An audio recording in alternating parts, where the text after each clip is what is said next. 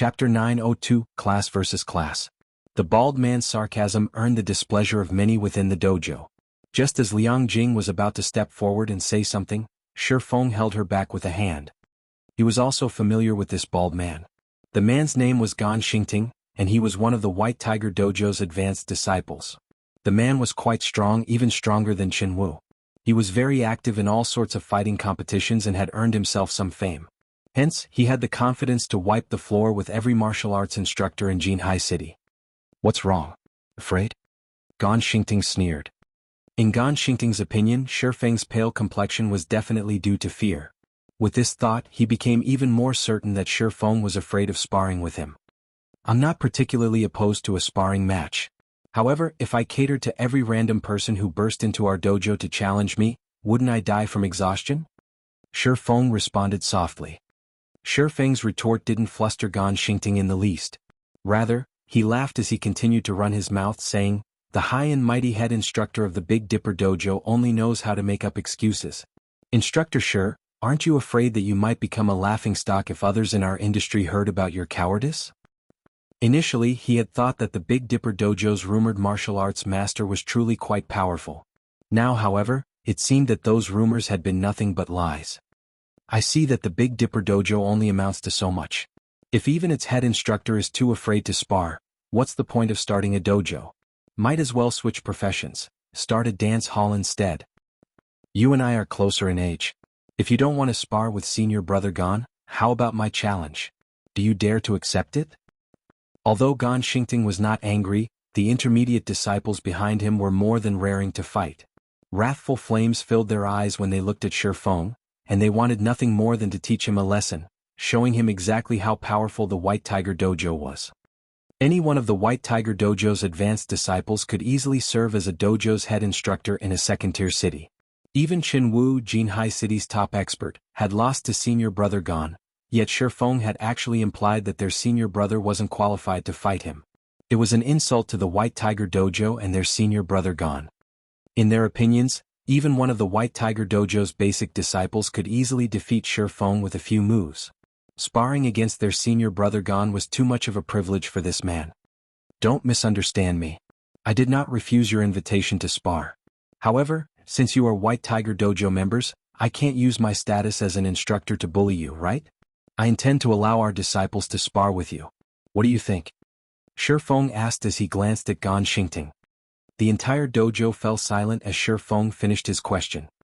The crowd from the White Tiger Dojo looked at Shi Feng as if he were an idiot. If even the Big Dipper Dojo's instructors were no match for them, why would the disciples have any chance? Even with one hand tied behind their backs, they could easily defeat any of Big Dipper's disciples. Meanwhile, when the Big Dipper Dojo's disciples heard Shi Feng, they were all dumbfounded. They had already learned how terrifying the White Tiger Dojo was when they had watched the previous fights. Even if they fought together in groups of 5 or 6, they wouldn't be a match for one of the White Tiger Dojo's fighters, much less in a one-on-one. Sure. Only once every Big Dipper disciple has been defeated, I hope that you will stop giving me excuses and spar against me yourself. Gan Xingting sneered and nodded. Rest assured, if you win I will step up. Shi Feng laughed. He then turned to Liang Jing and said, "Fetch Fire Dance and the others." Fetch them? But aren't they? Liang Jing was momentarily stunned by Shi Feng's order. After she had become Shi Feng's assistant, he had often enlisted her help to manage some of Zero Wing Workshop's affairs. Hence, she knew Fire Dance and the others' identities. None of these people were professional fighters, they were professional gamers. Rather than having them fight the White Tiger's members, it would be more effective if the dojo's disciples fought. Go. It's about time they take part in an actual battle. Shi Feng understood the reason for Liang Jing's shock. However, he still had her summon Fire Dance and the others. Fire Dance's group might not be professional fighters, but after such a long stay in the Greenwater Villa, they had undergone various training. Lei Bao had even guided their foundations. In addition, they received an endless supply of A-rank nutrient fluids and the occasional S-rank nutrient fluid. Their current physiques were already many times stronger than when they had first arrived at the Greenwater Villa. Fire Dance and the others had even surprised a martial artist like Lei Bao, and the man often praised the group for being martial arts geniuses. Lei Bao had even wanted to accept them as his personal disciples. Unfortunately, Shi Feng had rejected his requests. A short moment later, Fire Dance and the others entered the dojo. Immediately, their appearance caused a great commotion. When the White Tiger Dojo group saw Fire Dance and the others, their jaws nearly hit the floor. Rage flashed in their eyes as thoughts of murdering Shi Feng surfaced in their minds. Originally, they had thought that Shi Feng had summoned a group of powerful experts to spar against them. Now, however, it would seem that he was simply ridiculing them. The group Shi Feng had called to face them actually included girls.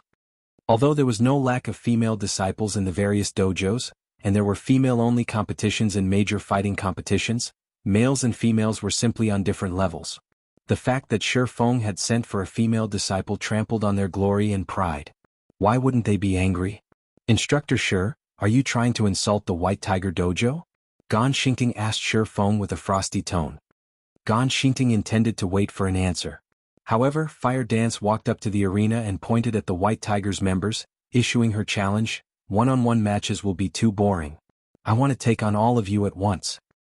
Before the White Tiger Dojo's members could react, Liang Jing nearly fainted. Just who did Fire Dance think these people were? This wasn't a game. They were all bona fide fighting experts. They were not random monsters that one could casually defeat in a game. Liang Jing had thought of warning Fire Dance. However, seeing the murderous looks from White Tiger Dojo members, she rushed up to Shi Feng and said softly, "Master Shi Feng, please ask her to stop. These people are from the White Tiger Dojo. If she angers them and they stop holding back, someone will end up in the hospital." "You're right," Shi Feng nodded. He then looked towards Fire Dance and said, "Hold back. We shouldn't hospitalize them." If it were Kola or Yi Wumian, they could have played with their opponents without hurting them too badly. If it were up to Fire Dance, however, her opponents would be in danger. After all, Fire Dance had never fought ordinary people before. After reaching the refinement realm, she usually only trained with Lei Bao. If she fought an ordinary person, she could miscalculate her opponent and use too much strength. "I understand." Fire Dance nodded and smiled. Shi Feng's instructions left Liang Jing speechless. Although she wanted to inform him that that was not what she had meant, the indifferent youth from the White Tiger Dojo had entered the arena. As for the other White Tiger members, they shouted their indignation. "You Zipping, you better not hold back just because she's pretty. Show them the strength of the White Tiger Dojo. You Zipping, if you can't defeat her with a single move, I'll mock you forever." The visiting fighters' eyes were all bloodshot with anger. They all wished they were in the cold Yu Zipping's place, eager to show these bumpkins from the Big Dipper Dojo the extent of their strength. Meanwhile, Gan Xingting laughed out of anger. He even wondered if Shi Feng acted out of desperation after realizing the hopelessness of the Big Dipper's situation. Yu Zipping nodded seriously as he turned to Fire Dance with a chilling expression. Since Yu Zipping was already prepared, Shi Feng promptly initiated the fight. "All right then. Since you have decided, let the match begin." Chapter 903, Who's Next? When Shi Feng announced the start of the battle, Yu Zipping shot the man a glance, surprise flashing in his eyes. Shi Feng was simply too calm. He had participated in many fighting competitions before and had met people of various standards, so he could tell that Shi Feng's serenity was not an act. Rather, his calm originated from absolute confidence, as if everything were within his control. However, in his opinion, his match against Fire Dance was unbalanced. Fire Dance had no chance of winning against him. After all, females were generally weaker than males. It was especially true for a great beauty like Fire Dance.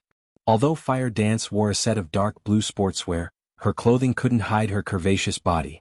She looked nothing like a muscular gorilla. On the contrary, she looked like someone who often practiced yoga. Her perfect figure only contained charm, not strength.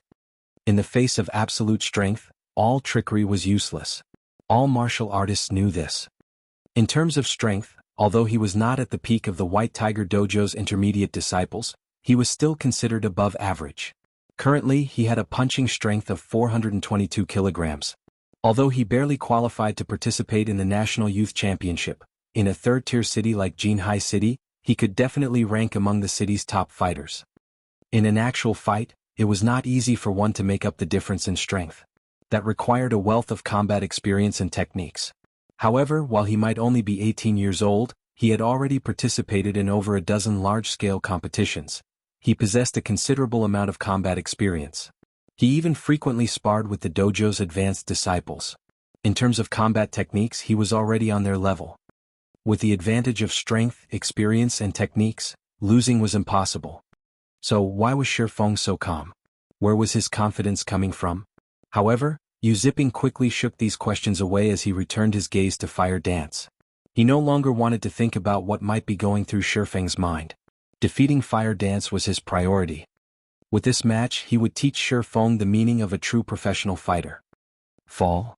Yu Ziping shouted, his voice as cold as snow. Like an arrow, he dashed to Fire Dance and sent a fierce punch towards her abdomen. His attack was both fast and precise. He did not hold back in the least. Ziping sure is vicious. No matter what is going on, his opponent is still a great beauty, yet he's not showing any mercy, Gan Xingting muttered with sympathy. With this, the match would end as quickly as it had begun. Even in the White Tiger Dojo, Yu Ziping was looked upon favorably. However, the boy had one shortcoming: he did not know how to hold back. To a youth, however, this was a benefit. If one were frequently distracted, it would be very difficult to improve. Pum. The sound of a collision radiated from the arena. She blocked it? How is that possible? The people below the arena stared at Fire Dance in disbelief. The impact should have sent Fire Dance flying, yet she had actually blocked Yu Ziping's fist with one hand. It was truly hard to imagine just how that thin, frail arm could endure so much force. Logically, her arm should have been knocked away. No one would have been surprised if her bones had cracked or shattered. However, Fire Dance showed no sign of pain. On the contrary, she had received Yu Ziping's full power punch as if she had reached out to say hello. Yu Ziping was also momentarily stunned. Hurriedly, he tried to withdraw. However, he suddenly discovered that his fist would not budge no matter how hard he tried. Fire Dance's tender fingers clasped his fist like chains. With no other choice, Yu Ziping raised his left leg and swept it towards Fire Dance's neck. Peng. However, Fire Dance caught his iron-like leg with her other hand. As if he had predicted this, Yu Ziping quickly sent a follow-up punch with his other hand. Just before Yu Ziping's fist struck Fire Dance's face, a creak echoed throughout the dojo. In the next moment, Yu Ziping released an agonizing scream, his fist halting as he suddenly tumbled to the ground. The fist and ankle that Fire Dance had caught had already begun to turn purple. The various spectators were flabbergasted. Having forgotten about the pale-faced Yu Ziping, everyone stared at Fire Dance with awe. Fire Dance's performance was simply too shocking. Nobody could believe their eyes. Among the crowd, the White Tiger Dojo members were the most affected. They knew just how strong Yu Ziping was. Among their group, only 2 or 3 people were stronger than him. Yet, in front of Fire Dance, Yu Ziping was as powerful as a child. What technique! What combat experience! In front of absolute strength, they were nothing. Does she have some kind of godly strength? Gan Xingting's expression was somber as he looked at the injured Yu Ziping. Fire Dance was merely a young girl. However, even he was far weaker than her. He couldn't compete with her strength in a fight. He could only rely on his speed and techniques to secure victory. Liang Jing, who stood beside Shifeng, was similarly stunned. She had assumed that Fire Dance would be hospitalized after this match. She had never imagined that Fire Dance was actually this powerful. Is she a hidden master like Shifeng? Liang Jing could not help but wonder. There was no other way to explain this overwhelming victory. However, there was one factor that confused Liang Jing. If Fire Dance possessed such skills, why hasn't she participated in any fighting competitions? With her skills, she would even perform excellently in the national competition. If she could earn herself a victory, she would earn an unimaginable amount of money. She wouldn't need to continue working as a professional gamer. As for Shifeng, he glanced at the stunned Liang Jing before shifting his gaze to Yu Ziping, who was still on the ground. He shook his head and sighed, saying, "Of all the things you could have relied on, you chose physical strength." After Fire Dance had reached the refinement realm, her body's physique had improved rapidly. Moreover, with Lei Bao's guidance, she had already grasped the technique to utilize internal force. To Fire Dance, a punching strength 400 or 500 kilograms was not difficult to achieve. Yu Ziping had been looking for a beating by relying on physical strength. If the boy had simply used his combat experience, he might have lasted a little longer. I believe that the outcome has been decided. Take him away, Shifeng said, pointing at Yu Ziping as he looked at Gan Xingting. Only now did the White Tiger members recover from their daze. This match was over. They had even forgotten that one of their companions was injured and needed immediate medical attention. Relax, I didn't use that much force. His bones should be intact. After some treatment, he just needs to rest for a few days to recover, Fire Dance explained as she looked down at the silent Yu Zipping. She then turned to Gan Xingting, who stood below the arena, and quietly asked, "The first match is over. Who's next?" Chapter 904. Difference in Experience. Fire Dance's voice was like a jade bead falling to the ground as it resounded throughout the dojo. Although her voice was not loud, her words had ingrained themselves into everyone's minds, making them impossible to forget. The White Tiger Dojo members instantly paled at these words. Every one of them silently turned to their companions, lacking their previous confidence. Yu Zipping's overall strength could rank second among their group. Only Gan Xingting was slightly stronger. They would only suffer if they fought Fire Dance. In contrast, the Big Dipper's disciples stared at Fire Dance with reverence. Even Yu Zipping, who had beaten their instructors, had been defeated in less than a handful of moves. Fire Dance's strength was astounding. Moreover, when they saw the visiting fighters' fear, a bliss sprouted in their hearts. So what if the White Tiger Dojo was impressive? In the end, its disciples had still lost against their Big Dipper Dojo. Aside from helping them vent their stress, Fire Dance's victory reassured them of their decision to join the Big Dipper Dojo. Before they had joined the Big Dipper Dojo, they had already heard some rumors. They heard that, in the Greenwater Villa, there were some people who were undergoing special training. However, they had no idea about what that special training entailed. Looking at it now, however, they were absolutely sure that the villa was a training ground for martial arts masters. If they performed well, they might even have a chance to participate in that special training. If they could have even half of Fire Dance's abilities, they could nurture a powerful reputation for themselves within Jianghu City. They might even make a name for themselves in the large-scale competitions in their province. After all, even Gan Xingting, who had defeated Hall Master Qin Wu, wore a grim expression. His fear of Fire Dance was obvious. In the past, Qin Wu had become Jianghu City's champion fighter, and his results in the provincial competitions had been impressive. "Is nobody willing to face me?" Fire Dance asked once more as she swept a glance over the White Tiger Dojo members. Before she had come to the dojo, she had heard from Liang Jing just how powerful the White Tiger Dojo's members were and had been warned to be careful against them. However, after that first match, she did not consider these people particularly strong. On the contrary, she thought they were pitifully weak. When Yu Zipping had attacked, he had left several holes in his defense. There had just been too many excess movements. Even Violet Cloud could defeat Yu Zipping easily, not to mention someone like her, who knew how to use internal force. What Fire Dance did not know was that, during her time in the Greenwater Villa, her strength had long since surpassed ordinary people. However, since she was usually cooped up inside the villa, she hadn't had much contact with the outside world. Hence, she had not noticed these tremendous changes.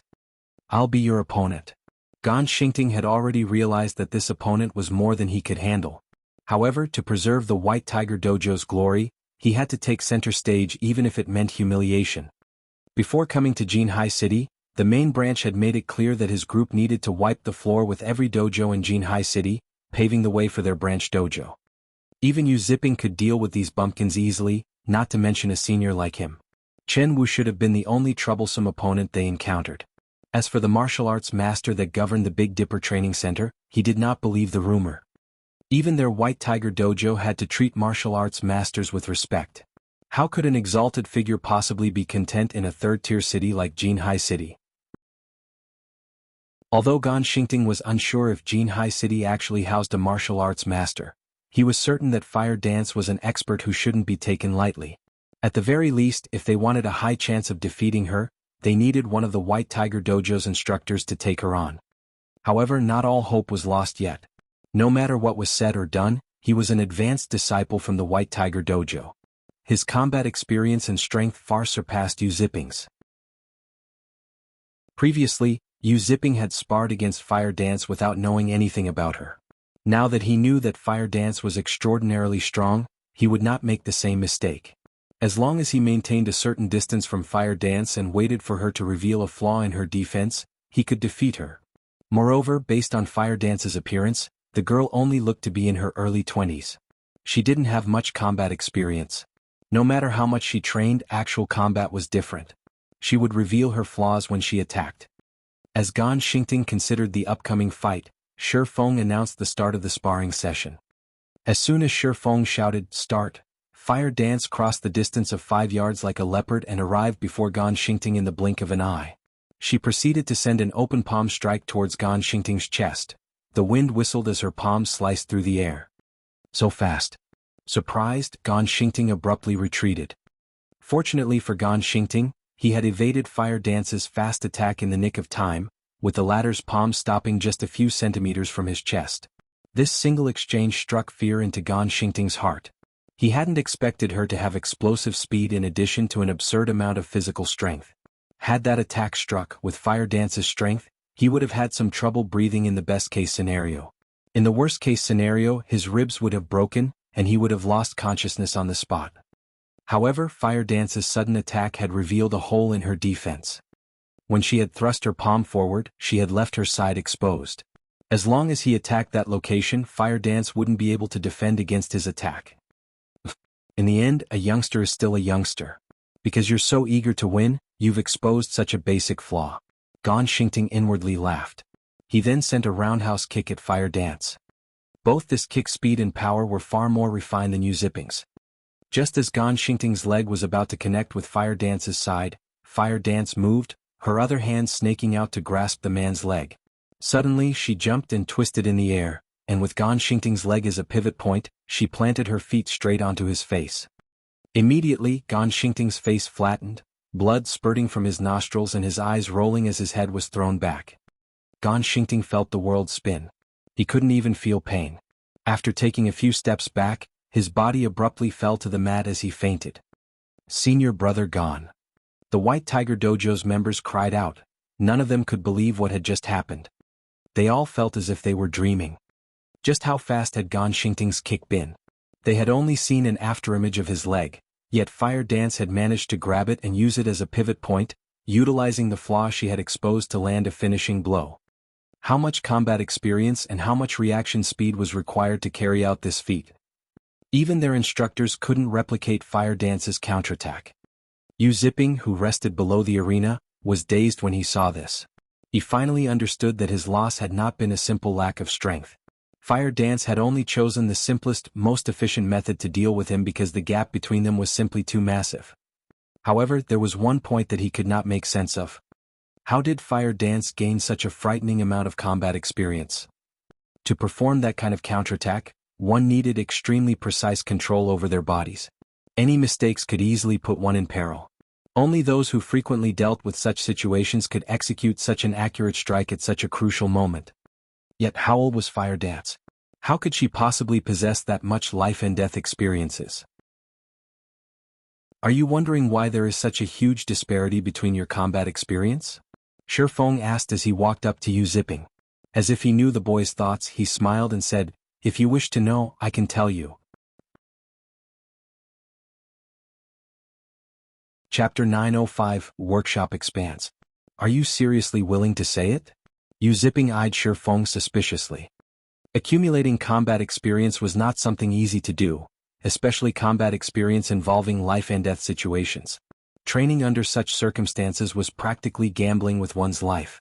There were quite a number of martial artists who had destroyed their own futures as a result of such training. If there actually was a method to accumulate life and death combat experience, improving rapidly within a short time would be an easy task. This rapid improvement was also the reason why so many martial arts experts liked to challenge their own limits. Of course. However, I have a condition, Shi Feng laughed. I knew it. Forget it. I won't be joining your dojo. Yu Zipping let out a soft snort. He had long since known that a person like Shi Feng wouldn't reveal such a huge secret without conditions. However, Shi Feng's attempt at poaching him would only end up in failure. Many major dojos and first-tier cities had come scouting Yu Zipping ever since his talent became known. Some had even offered very excellent treatment, much better than what he was currently receiving from the instructors of the White Tiger Dojo. However, he had still rejected them all. He was not someone who would betray his benefactor. When he was at his lowest, the White Tiger Dojo had given him an opportunity. Had the White Tiger Dojo not nurtured him, he would not have his current achievements today. Simply put, he would not abandon the White Tiger Dojo just for his own benefit. This kid sure thinks highly of himself. I really don't know what the chief sees in him, to actually want to nurture someone like him. Standing a short distance away, the bear-like Kola clicked his tongue when he overheard Yu Ziping's response, highly annoyed by Yu Ziping's attitude. Whether it was in God's domain or Jinhai City, as long as Shi Feng said that he was looking to nurture someone, tons of people would definitely come swarming. The boss might have his own thoughts, said Yu Wumian standing beside Kola. After taking a look at Yu Ziping, he continued, however, that kid indeed possesses some talent. Otherwise, he wouldn't have been able to become an intermediate disciple of the White Tiger Dojo at such a young age. Even his fellow intermediate disciples are looking at him with respect. Although Kola and the others spoke softly, their voices still failed to escape Shifeng's ears. The human brain ruled everything in the body. After Shifeng's brain activity improved, his 5 senses had also become much more acute. The trials of the battle tower, in particular, had further honed his 5 senses. Not to mention a distance of over a dozen yards, even if Kola and the others stood over 20 yards away from him, so long as he focused slightly, he would still hear their whispers. Meanwhile, regarding his companion's sotto voce discussion, Shi Feng could only laugh inwardly in understanding. After all, not everyone was a reincarnator like he was. They did not know the things that would happen in the future. Not to mention Yu Ziping was currently still a diamond in the rough. Who could possibly expect him to become an expert ranked within the top 50 of the God's Domain experts list in the future? Seeing Yu Ziping rejecting his offer righteously, Shi Feng laughed and said, "You misunderstood. I'm not trying to scout you into the Big Dipper Dojo. I'm only inviting you to join the Zero Wing Gaming Workshop. Doing so won't affect your daily life in any way." Join a gaming workshop? Surprised, Yu Ziping asked, "For real?" In the current era, there were many gaming workshops in society. There were also plenty of professional gamers. Although not comparable to the fighting industry, the gaming industry was still an increasingly important business sector. Moreover, the majority of gaming workshops operated in the wee hours of the night, so joining one would not affect one's daily life. If he could really increase his life and death combat experience just by joining a gaming workshop, this would definitely be a worthwhile exchange. Shi Feng nodded before turning to look at the members of Big Dipper and White Tiger and announcing, "This offer isn't just you but for everyone present. As long as you are below the age of 25, all of you have an opportunity to join Zero Wing's workshop." Zero Wing was already developing quite well. Originally, Shi Feng had planned to wait a little while longer before recruiting for Zero Wing's internal training program. Now that a major dojo like the White Tiger Dojo had already started making its move and begun poaching talents en masse, he naturally could not fall behind. Previously, he had only intended to nurture a few core members of Zero Wing at the Greenwater Villa, so he had not bothered dragging in the disciples of the Big Dipper Dojo. Now that he had such an excellent opportunity, he could use this chance to recruit a few good talents and start internally nurturing experts in large numbers just like the various major powers of God's domain. With this, he wouldn't have to worry about lacking experts or talents getting poached away. Everyone was momentarily stunned when they heard this. Liang Jing was also at a loss for words. This place was a dojo, a place that nurtured experts for the world of fighting, yet Shi Feng was actually recruiting these people to become professional gamers. Doing so was simply ludicrous.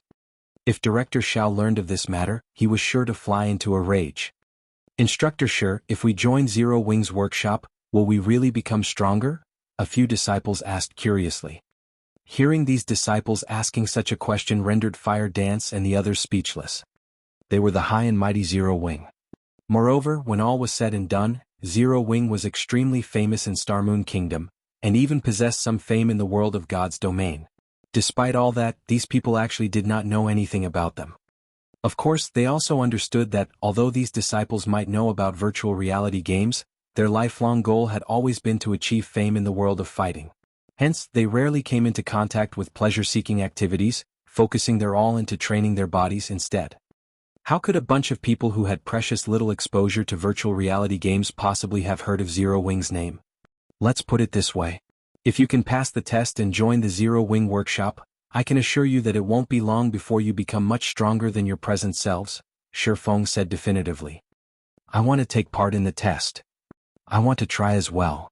Immediately, many disciples in the dojo raised their hands and voiced their intent to apply for Zero Wing's workshop, every one of them firmly believing Shi Feng's words. After all, Fire Dance was the best example. Even Gan Xingting, who had managed to defeat Hall Master Qin Wu, suffered a quick defeat at her hands. "What about you guys?" Shi Feng asked as he looked at the youths of the White Tiger Dojo. "No. Absolutely not," shouted Gan Xingting, who had just regained consciousness. "As long as you are a member of the White Tiger Dojo, you are not allowed to join any kind of workshop. Otherwise you will be expelled."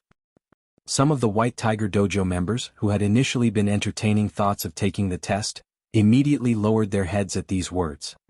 "Senior Brother Gan, why is this so?" a short youth asked curiously. "Logically, there should not be any clash between a dojo and a gaming workshop.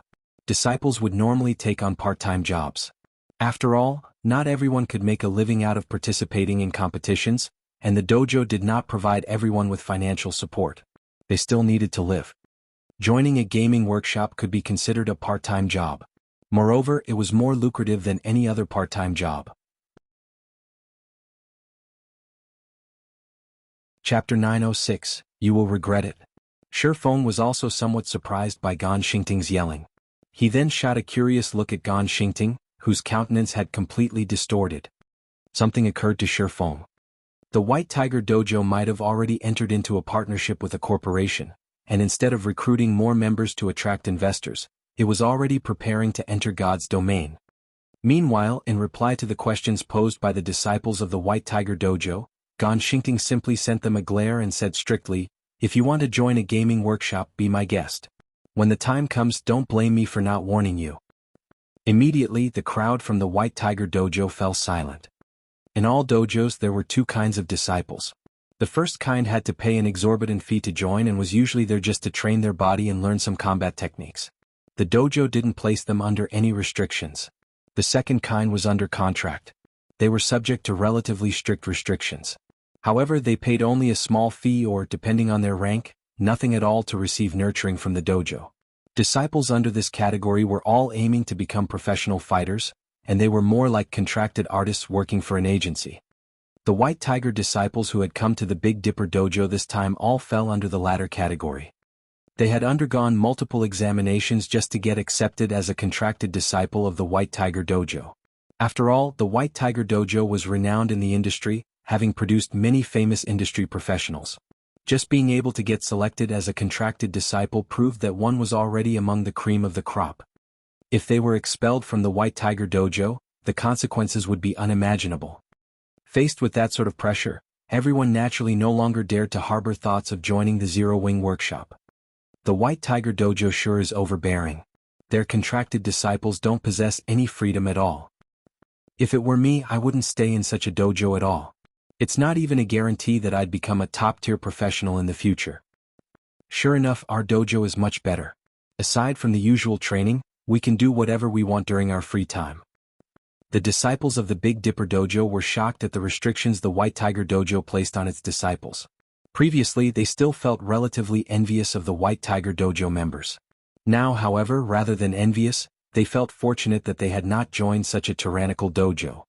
Moreover, Shi Feng had already assured them that anyone who managed to join Zero Wing's workshop would definitely gain significant improvements in the future. Not only would they be able to earn money, but they would also be able to improve their strength. Compared to joining the White Tiger Dojo, they would have a much better life staying at the Big Dipper Dojo and joining Zero Wing's workshop. When the White Tiger Dojo members heard the Big Dipper disciples' words, their complexions turned extremely ugly. At this moment, none of the pride they had before was evident on their faces. At the White Tiger Dojo members' silence, Shi Feng simply smiled and said, "The choice is yours. I won't force you to make a decision. If you guys really want to join, you are welcome to come here and take the test any time." Although the White Tiger Dojo's interference made it more difficult for him to poach Yu Zipping, now that the boy had come to Jianghu City, the White Tiger Dojo would naturally come into conflict with the Big Dipper Dojo. At that time he would still have plenty of opportunities to scout Yu Zipping. Having already cast his bait, all he needed to do was wait patiently. As far as Shi Feng knew, Yu Zipping had chosen to develop himself at the White Tiger Dojo because he liked the daughter of one of the White Tiger Dojo's branch heads. Unfortunately, this branch head had not favored Yu Zipping and had given her daughter to a genius fighter called Xie Qiwen instead. Xie Qiwen was very amazing. At just the young age of 25, he had already managed to qualify for an international fighting competition. Meanwhile, Yu Zipping had been a mere advanced disciple of the White Tiger Dojo back then, mingling only at the bottom ranks of national competitions. With such a great disparity between the two young men, it was obvious which person the branch head would choose. After that incident, Yu Zipping had left the White Tiger Dojo and joined the Super Guild Pantheon. Afterward, his achievements had skyrocketed.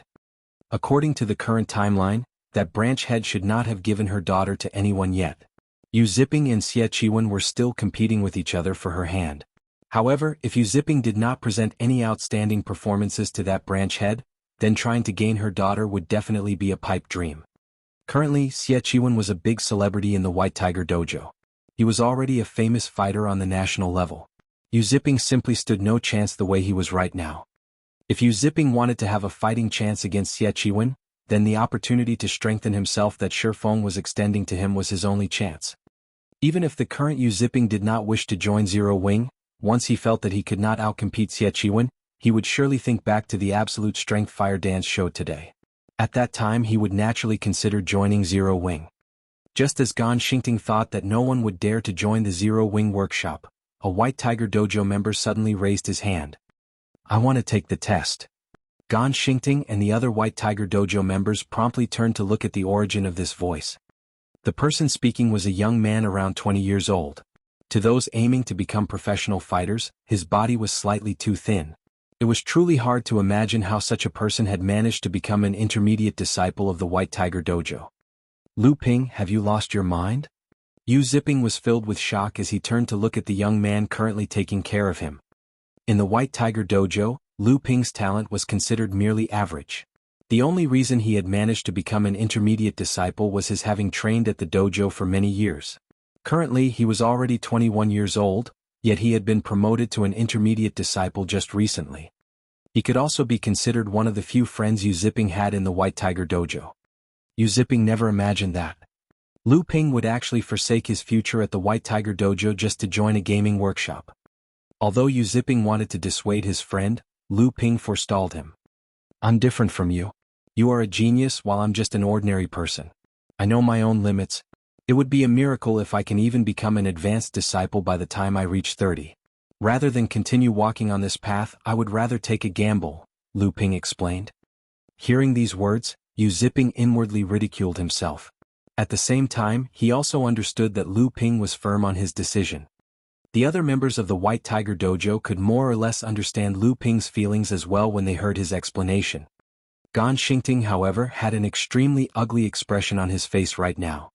He had originally come to the Big Dipper Dojo, representing the White Tiger Dojo, to humiliate the people here as well as poach some of its disciples. He had never imagined that he would end up on the receiving end of this plan instead. If news of this matter were to spread, the White Tiger Dojo's reputation would fall into ruin. "Ah, good. Very good." Gan Xingting could not help but laugh madly at this development. He then turned to Lu Ping and said, "I won't hold you back if you want to leave. However, you will definitely regret this decision in the future. We're leaving." Seeing that several more people in his group were starting to show signs of hesitation, he no longer dared to remain here any longer. He hurriedly called for everyone to leave the Big Dipper Dojo. At this time, Kola walked up to the somewhat dazed Lu Ping and patted the young man's shoulders. In a very welcoming tone, Kola then said, "Brother, I have high hopes for you. I can assure you that, if you manage to join the Zero Wing workshop, it will be, without a doubt, the wisest decision you make in this lifetime. I mean, take myself for example. Before I joined Zero Wing, I was far weaker than your current self. As long as you work hard, you will certainly become much stronger than you would ever be if you stayed in the White Tiger Dojo." "May I know how long Big Brother has been with Zero Wing?" After Lu Ping took a close look at the tall and robust Kola, as well as considered the feeling he got when Kola had patted his shoulders, he could tell that Kola possessed immense physical strength. He estimated Kola's strength to be equal or above that of Gan Xingting's. After making a rough calculation, Kola answered honestly, "It's been roughly a month since I've started training officially." "Just over a month. And you say you were weaker than me before? You're not lying to me, right?" Lu Ping's eyes widened in shock. He simply could not believe Kola's words. Kola rolled his eyes at Lu Ping, feeling that the young man was getting overly excited over nothing. He then pointed to Fire Dance and the others and said, Why would I lie to you? All of us here started taking part in the special training at the same time. If you don't believe me, ask them yourself. That's right. All of us did indeed start training here only a month ago, more or less. And before Kola began the special training, he really was weaker than your current self. Fire Dance nodded and laughed. Hearing Fire Dance's confirmation, Lu Ping was immediately dumbfounded. Or to put it in another way, the amount of information was just too much for his brain to process. Right now, he felt as if he had wasted all his life training for nothing. Just what kind of place did he come to? Chapter 907, Strength Changes. After leaving the Big Dipper Dojo with miserable expressions, Gon Xingting and the other members of the White Tiger Dojo returned to the high-class hotel where they were temporarily lodging. Disregarding his injuries, Gon Xingting immediately reported what had happened at the Big Dipper Dojo to the main branch of the White Tiger Dojo upon arrival. What did you say? There's an expert who's even stronger than you at the Big Dipper Dojo? The white-robed middle-aged man on the other side of the video call repeated in surprise. Could that person be that rumored internal force expert? Master Jiang, that head instructor called Shi Feng, did not take action. The one who fought was a woman. Judging from her appearance, she should be around the same age as Shi Feng. However, she is extremely powerful. Even Xie Qiwen would have difficulty defeating her. I suspect that the real behind-the-scenes boss is that woman, Gon Xingting reported carefully as he looked at the man in the screen. Moreover, I believe that the Big Dipper Dojo has plans similar to ours. Although Jiang Tianyuan, the man before him, was not the main dojo master of the White Tiger Dojo, he was still a very powerful branch master. The man had been famous for more than 20 years already. One should not take his appearance at face value. While he might look like someone in his mid-30s, in reality he was already 50 years old this year. This is interesting. Even Xie Qiwen wouldn't be able to defeat her easily? It's no wonder the Big Dipper group has constantly been expanding its influence recently. But it doesn't matter. The mindset of that bunch from the Big Dipper group is too simple. What do they think they can accomplish with just one expert? Jiang Tianyuan laughed. I recall that Jinhai City is going to hold a city-wide competition soon. I'll send Xie Qiwen and Tang Jingyao to help you secure both male and female championship titles in Jinhai City. At that time, even if the Big Dipper Dojo tries to recruit members, it won't be able to outmatch us. For the moment, just focus on properly dealing with the matters of the branch dojo. Understood. Gon Xingting nodded hurriedly, shock filling his heart. He had never imagined that Jiang Tianyuan would get so serious as to actually send both Xie Qiwen and Tang Jingyao over. The two of them were the pride of the White Tiger Dojo. Both of them usually took part only in national-level competitions, and they were also very famous fighters within the country. Having them participate in such a small competition was simply a waste of time. At that time, a commotion would definitely arise in Jinhai City. As long as those two people took action, none of the other dojos in Jinhai City would have any hopes of securing the championship title. Inside the Big Dipper Dojo, Shi Feng had Fire Dance and the others preside over the assessment of the new applicants. Meanwhile, Shi Feng himself discussed with Liang Jing the matters of recruitment and advertising for Zero Wing's workshop. Shi Feng's approach to these problems was simple: advertising through the Big Dipper Training Center's connections. The advertisement would state that Zero Wing was trying to recruit internal elites, as well as some application conditions such as only men and women below the age of 25 were allowed to apply. It was simply a recruitment advertisement. Originally, Liang Jing thought that even if a gaming workshop utilized Big Dipper's connections to disseminate an advertisement, there would not be many applicants. Although the application conditions Shi Feng proposed were not particularly strict, the criteria for passing the assessment itself was very high. As proof of this, only 10% of the disciples of the Big Dipper Dojo had managed to pass the assessment, and every single one of these disciples had been handpicked by Big Dipper. If ordinary people, who only exercised occasionally, were to apply to the Zero Wing workshop, it would be great if even 1% managed to pass the assessment. Moreover, the treatment Shi Feng offered was only average at best. She expected that anyone who saw the advertised benefits would directly give up on applying altogether. However, when the next day arrived, everyone in the Big Dipper Training Center was stupefied. There were actually tens of thousands of people swarming into the Big Dipper Training Center, every one of them wishing to take Zero Wing's test. These people had very nearly destroyed the entrance of the training center. The lively scene was even more exaggerated than Jinhai City's annual fighting competition. Meanwhile, the only thing these people talked about as they filled the hallways of the Big Dipper Training Center was Zero Wing, their eyes filled with excitement and admiration as they spoke. In Liang Jing's opinion, these people had all lost their minds. Since when did Big Dipper possess such powerful advertising capabilities? With this, there would be no need to run any training center or dojo. Big Dipper could simply start an advertising company and make a fortune. Wasn't Zero Wing just a gaming workshop? It was not as if these people were applying to join one of the Fortune 500 companies. When Xiaoyu found out about this flood of visitors, he thought that a major incident had occurred at Big Dipper. As a result, even though he resided in another city, he hurriedly took a flight back to Jianghu City. When he arrived at the Big Dipper Training Center and heard what the crowd was discussing, his mind stopped completely. He had never imagined that a game like God's Domain could actually garner such popularity as well as possess such massive influence. Previously, he still considered God's Domain to be like any other game. Even if those major corporations invested in it, they were only doing so to raise their prestige and help promote the game. Now, however, it would seem that was not the case. It looks like I'll have to find some time to have a discussion with Shifeng. At this moment, Xiaoyu finally understood why Shifeng was so intent on playing a virtual reality game. Otherwise, with the young man's abilities, he could easily become a star in the world of fighting. Meanwhile, the large number of applicants also made the extremely confident White Tiger Dojo impatient. Just what kind of trick did they pull? Why are all these people trying to join that place? No matter how many times Gan Xingting looked through Zero Wing's flyer, he could not figure out why so many people were trying to join Zero Wing's workshop. Meanwhile, the instructions from the White Tiger Dojo's main headquarters were also very simple: speed up the construction of the branch dojo.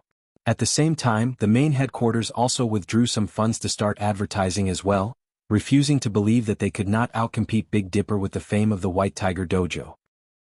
After learning of the White Tiger Dojo's actions, Liang Jing suggested Shifeng either increase his scope of advertising or reduce the difficulty of the assessment. However, Shifeng rejected her suggestions. In his opinion, the people of the White Tiger Dojo were truly fools. He was currently recruiting members for a gaming workshop, not a dojo. No matter how much the White Tiger Dojo advertised itself, it would not affect his recruitment campaign in any way. Following which, Shifeng handed over all the tasks related to the recruitment to Liang Jing to handle, which kept her extremely busy. Not only did she have to go through the applications of tens of thousands of people as well as manage their assessments, but crowds of new applicants also continued coming in every day. If she did not mobilize every staff member of Big Dipper, she would have died from overwork already. Fortunately, becoming an internal elite of Zero Wing was not easy, and the passing rate of the assessment was exceedingly low. At the moment, the passing rate was not even 1%. As for Shifeng himself, he continued training at the battle tower. At the same time, he shared some of his battle points with Fire Dance and the others, allowing them to fight with the simulated experts for long periods of time. During the 2 days that God's Domain system update took to finish, Fire Dance and the others received massive improvements. Violet Cloud, in particular, had finally set foot into the refinement realm after training at the battle tower, becoming Zero Wing's third expert to set foot into the realms of refinement. As for everyone else, they had all reached the half-step refinement realm standard already. When Big Sis Aqua finds out about this, she will most likely be very shocked at our improvement speed during this period, Violet Cloud said over the public channel, after entering her virtual gaming cabin, her heart full of anticipation as she prepared to log into God's Domain. All right. Guild leader, please don't tell Big Sis Aqua about this matter right after you log in. She was always bullying me before. This time I must give her a surprise. Sure, Shifeng laughed as he shook his head. After Aqua Rose obtained her epic staff, although she was still a bit inferior to Violet Cloud in terms of techniques, she became far superior in terms of basic attributes. As a result, when the two sparred with each other, Violet Cloud was usually the one who got the worst of it. After you guys log in, gather at White River City. I have something important to tell you all. In addition, there is also the matter of these newcomers. Following which, when the countdown timer for God's Domain system upgrade ended, everyone logged into the game simultaneously.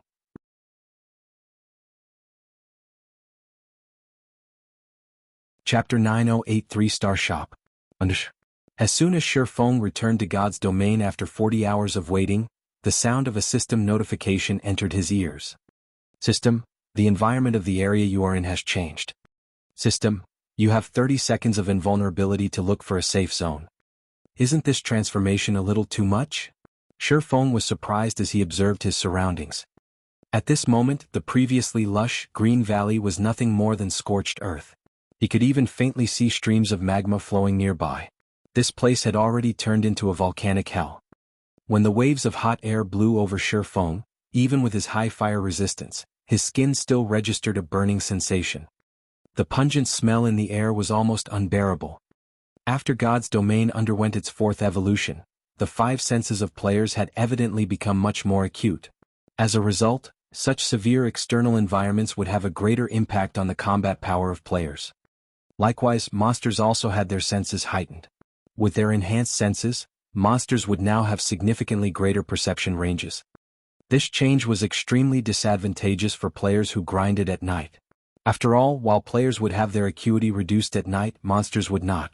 Now that the senses of monsters were sharper, most likely players would be under attack even before they could detect these monsters. This change was a nightmare, particularly for players who were usually active in high-level maps, which were already very dangerous to adventure in the first place. Now, things just became even more dangerous. Although Shi Feng had already chosen a safe zone to set up a teleportation point before he logged out, with such drastic changes to the environment, his previously safe zone was now infested with extremely fierce level 40 monsters. If not for the invulnerability provided by the system, he would have long since become dinner for these monsters. He immediately activated Wind Rider and continued searching for a safe zone to set up a teleportation point. After looking for about half an hour or so, he finally found an elevated location for the teleportation point. He also set up a protective barrier using the ancient abyssal book. Aside from the monsters that were originally in the valley, one could also frequently see abyssal monsters flying overhead. These monsters were much higher leveled than those residing in the valley, with the lowest being level 80. To current players, these monsters were practically invincible existences. Without the barrier set up using the ancient abyssal book, any player that came here would only become food for the abyssal monsters. However, it was also thanks to these abyssal monsters that he could get an opportunity to make a fortune. Eventually, he would only need to pay out some magic crystals in order to rake in large sums of coins. After he was done with all of his tasks here, Shi Feng took out a return scroll and left the valley. At White River City, Shi Feng discovered that the city's defensive magic array had already been activated as soon as he walked out of the teleportation hall. There were also thousands of abyssal monsters hovering about in the air beyond the magic array, with the lowest leveled among them being level 180 and the highest being level 200 Grand Lords. With the appearance of such terrifying monsters, the atmosphere within White River City had become subdued. The players walking around the street all felt extremely stressed, all of them fearing that the defensive magic array in the sky would suddenly crumble. We're doomed this time. With so many monsters here, will our White River City be captured as well? That can't be possible, right? Although White River City is not comparable to the capital, it is still a major city in the kingdom's eastern region. If even White River City falls, won't the surrounding cities fare even worse? When everyone thought about the gigantic monsters flying in the sky above the city, their scalps involuntarily numbed. In this situation, they couldn't grind and level up within the region of White River City. At the same time, the guilds based in the eastern region of Starmoon Kingdom were also holding urgent meetings one after another. The various guilds had initially believed that the Abyss invasion would only affect the Twin Towers Kingdom. They never thought that it would embroil the surrounding countries as well. Now these guilds had no choice but to decide whether or not they should relocate to another city. However, the consequences of doing so were something that no guild could accept. It had taken them a lot of time and resources to establish themselves in their current respective cities. If they were to leave the city they controlled and choose to start developing all over again in another city, the cost of doing so would be much higher than the first time. The number 2 guild in Starmoon Kingdom's eastern region, Overwhelming Smile, was currently extremely busy. Over 100 people were seated inside its spacious meeting room. These people were all members of Overwhelming Smile's upper echelon, and they were existences that ordinary players would rarely get to meet. The timing of these abyssal monsters is simply impeccable. I want to see just how Zero Wing is going to continue strutting around in this situation. Feng Xianyang could not help but smile when he received the latest report. Based on the information from Underworld, The eastern region of Star Moon Kingdom wasn't the only part of the kingdom affected by the Abyss invasion. These abyssal monsters were already showing signs of spreading throughout the entire realm. By the time that happened, it would be relatively dangerous for players to go out and grind. Along with this report, the upper echelon of Underworld had also given the command for Overwhelming Smile to move its elites temporarily to the Black Dragon Empire, which did not receive any harassment from the abyssal monsters. Underworld's influence spread across multiple kingdoms. A pause in its operations in Star Moon Kingdom would not affect the entire organization too significantly.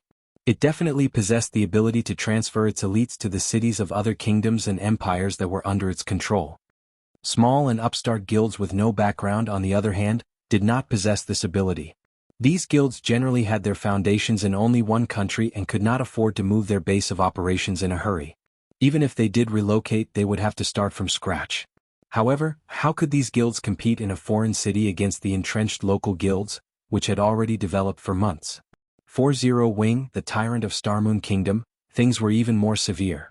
The amount of capital and number of advantages it would lose by migrating its base of operations would be unbearable even for a first-rate guild. With such a loss, Zero Wing's development would no doubt suffer a significant setback. When that happened, it would be nearly impossible for the guild to catch up to the major powers of God's domain. In contrast to Feng Xuanyang's joyful reaction, Yulan currently had a slight frown on her face. Zero Wing is really unlucky, but I guess this is also part of life. Yulan could not help but sigh inwardly. Zero Wing's rise was already a legend in Star Moon Kingdom. Ultimately, however, it couldn't save itself from falling due to external factors. Who could have possibly imagined that the system would play such a trick? This development had thoroughly ruined Zero Wing. Of course, Yulan was also feeling very fortunate about the appearance of the abyssal monsters. This invasion was both a disaster and an opportunity.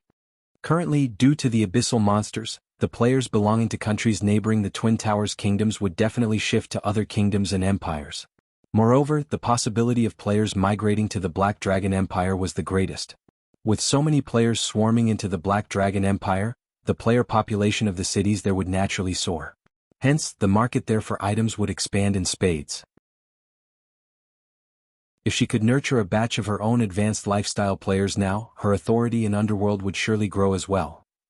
Thinking up to this point, Yulan could not help but wish she could take action sooner. At this time, every minute and second was money. Unfortunately, while today should have been the day they went to the holy city of Titan, due to the system upgrade, the operation had been delayed. While every guild was busy holding meetings and deciding on how they should develop in the future, Shifeng himself arrived at the city hall of White River City. "How may I help you, sir?" the NPC beauty standing behind the VIP counter asked with a smile. In response, he calmly took out a purple gold, diamond-shaped token and said, "I wish to upgrade the Candlelight trading firm into a 3-star shop."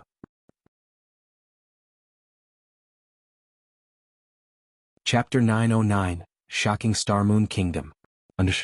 After the female receptionist accepted the purple gold token and confirmed that there were no problems, she looked at Shifeng and said, "Sir, if you wish to promote your shop to 3-star status, you still have to pay an additional 3,000 gold reconstruction fee." Without hesitation, Shifeng handed 3,000 gold over to the receptionist. Previously, he had been busy with setting up a teleportation point. There had also been the matter of the mutated dragon. Back then, he simply had no time to check how much he had earned from the Blackwing auction house. Although Shifeng had spent 20,000 gold to purchase the engineering locomotive design from Sindhart, the 5,000 strengthening devices he sold at Blackwing City had made him a fortune. After deducting all the miscellaneous fees, he currently had close to 30,000 gold coins sitting in his pockets right now. If those first-rate guilds were to learn of this, they would definitely be green with envy. In truth, Shifeng had never imagined that the strengthening devices would be so welcome. The final 1,500 devices sold at a minimum price of 13 gold 15 silver. The combat guilds at Blackwing City had gone nuts over the devices. It's a pity that the number of people who can produce the strengthening device is limited. Otherwise, with just the strengthening device I could probably earn enough money to construct a city, Shifeng sighed inwardly. While the strengthening device forging design itself was already extremely rare, the forgers capable of producing the item at a profitable rate were even rarer. As a result, the number of designs he had on hand was much more than the number of forgers he had who were capable of producing the item right now. As players reached higher levels, their chances of obtaining the strengthening device forging design would rise. As the number of strengthening devices on the market increased, its price would definitely fall. By then, it would be very good if he could sell one for 8 or 9 gold. In another few months' time, even selling a strengthening device for 5 gold would be an extravagant dream. After Shi Feng paid the fees and completed all the necessary procedures, as soon as he walked out of the city hall's entrance and was about to head back to the guild residence, a commotion broke out among players on the street. Did you hear? The Candlelight trading firm's shop has transformed again. Transformed? Could there be a new product? No, that's not it. The entire trading firm itself has undergone a transformation. Before, it was only a 5-story building. Now it is 7 stories tall. Currently, it is only second to the NPC-operated Starstreak trading firm in terms of floors. What? Aren't the number of floors for shops fixed? That's right. That's why everyone suspects that Candlelight's shop has been promoted to a 3-star shop. What? Even the Black Dragon Empire had a 2-star shop appear in its imperial capital only recently. How can the Candlelight trading firm possibly upgrade to a 3-star shop so quickly? News of the Candlelight trading firm obtaining a 3-star shop spread like wildfire. Very quickly, every guild in the entire Starmoon Kingdom had found out about it. This incident completely offset the depression and silence brought on by the abyssal monsters. Just what is Zero Wing thinking? The abyssal monsters have already started to spread throughout the entire kingdom. White River City is even under siege right now. To upgrade a shop in White River City to 3 stars, isn't Zero Wing throwing good money after bad? Doesn't Zero Wing know that players have already begun migrating to other kingdoms and empires? Rather than constructing a 3-star shop in a city with a rapidly decreasing population, they might as well construct it in a small city in the Black Dragon Empire. When the various guilds received this news, their first reaction was to comment on Zero Wing's foolishness. Meanwhile, the guild that was the most excited about this news was naturally Overwhelming Smile, Zero Wing's longtime rival. Some guilds that wished to overtake Zero Wing also got a kick out of this development. Haha. Zero Wing is done for this time. It won't be able to rise back up even if it wanted to now.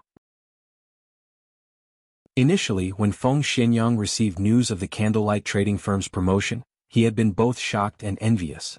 Overwhelming Smile had yet to possess even a single 2-star shop up to now, yet the Candlelight trading firm already had a 3-star shop. Shortly after, however, he started gloating over Zero Wing's misfortune. If not for the invasion of the abyssal monsters, the fact that the Candlelight trading firm possessed a 3-star shop would have indeed dealt a heavy blow to Overwhelming Smile's overwhelming trading firm. With the special workshop of 2-star shops as an example, even a fool could imagine just how many more additional benefits a 3-star shop could bring. Even a meager increase in the number of special workshops would still greatly enhance the Candlelight trading firm's ability to nurture lifestyle players. In the current God's domain, economic battles between guilds were becoming increasingly important. This change in trend also led to Feng Xianyang loathing Yulan to the extreme. He deeply regretted not contesting for the rights of the overwhelming trading firm, allowing Yulan to obtain them instead. Right now, Yulan was already a very important figure in Underworld, even he had to treat her with respect. Before Shi Feng even walked into Zero Wing's residence, he could already hear the merriment coming from inside. Just moments ago, Melancholic Smile had even directly contacted Shi Feng to report every functionality of the Candlelight trading firm's new 3-star shop, her voice bubbling with excitement. Although the building itself had increased by only 2 floors, the difference between the functions of a 2-star shop and 3-star shop made Melancholic Smile think that she was dreaming. That was right, dreaming. In order to develop itself, the Candlelight trading firm had recruited many lifestyle players. Some of the new hires had very good potential. The only thing they lacked was experience. Unfortunately, the Candlelight trading firm had only 5 special workshops. With 3 rooms reserved exclusively for Melancholic Smile, Cream Cocoa, and Roasted Iron Heart, only 2 were left for the others to use in turn and increase their production experience. With this, the amount of time allotted for each lifestyle player was not calculated in hours or days, but in minutes. Generally, a lifestyle player with good potential would have roughly 30 minutes to learn and train inside a special workshop, once every several days. Now they had a total of 12 special workshops. Aside from the 3 reserved, they now had 9 special workshops for those with excellent potential to use. This would increase their efficiency over fourfold. Finally, there was the basic meditation room, which was what truly shocked Melancholic Smile. Out of curiosity, she had spent 300 magic crystals to activate the room. Although the price was indeed costly, the effects of the room left her speechless. While inside the meditation room, her mind experienced a calm like never before. In that calm state, even the most complicated production procedures became very simple for her. As a result, her production success rate had risen by roughly 10%, while her production speed had improved by at least 30% as well. Although this improvement might not seem like much to lifestyle players like herself who frequently produced items, this improvement was extremely staggering. Currently, items that could raise production success rate by just 1% were selling for astronomical prices. Something that could offer an increase of 10% would be priceless. There was also the improvement in production speed. Not to mention spending 300 magic crystals a day, even spending 500 crystals would be worth it, so long as the meditation room was used to produce high-value items. If it were used only for items such as advanced whetstones, they would never be able to make up for the cost of using the room. Shi Feng only gave some simple instructions regarding the meditation rooms and special workshops. At the same time, he also had Melancholic Smile start recruiting more lifestyle players from the general public. The fourth evolution of God's domain was not as simple as it appeared to be. Rather than the combat system, the lifestyle production system was the part that had truly evolved. Soon, lifestyle players would play a pivotal role in God's domain, just like combat players. Otherwise, a master forger wouldn't have attained such a high standing in society in the past, to the point where even the guild leader of a second-rate guild like himself had to treat them with respect. Back then, even the members of Shadow's board of directors had treated the guild's master forgers like their own babies. Chapter 9-10, Killing Multiple Birds with One Stone. While the Candlelight trading firm was causing a huge commotion, over 100 people were currently gathered inside the meeting room of Zero Wing's guild residence. Every person present was a core member of Zero Wing.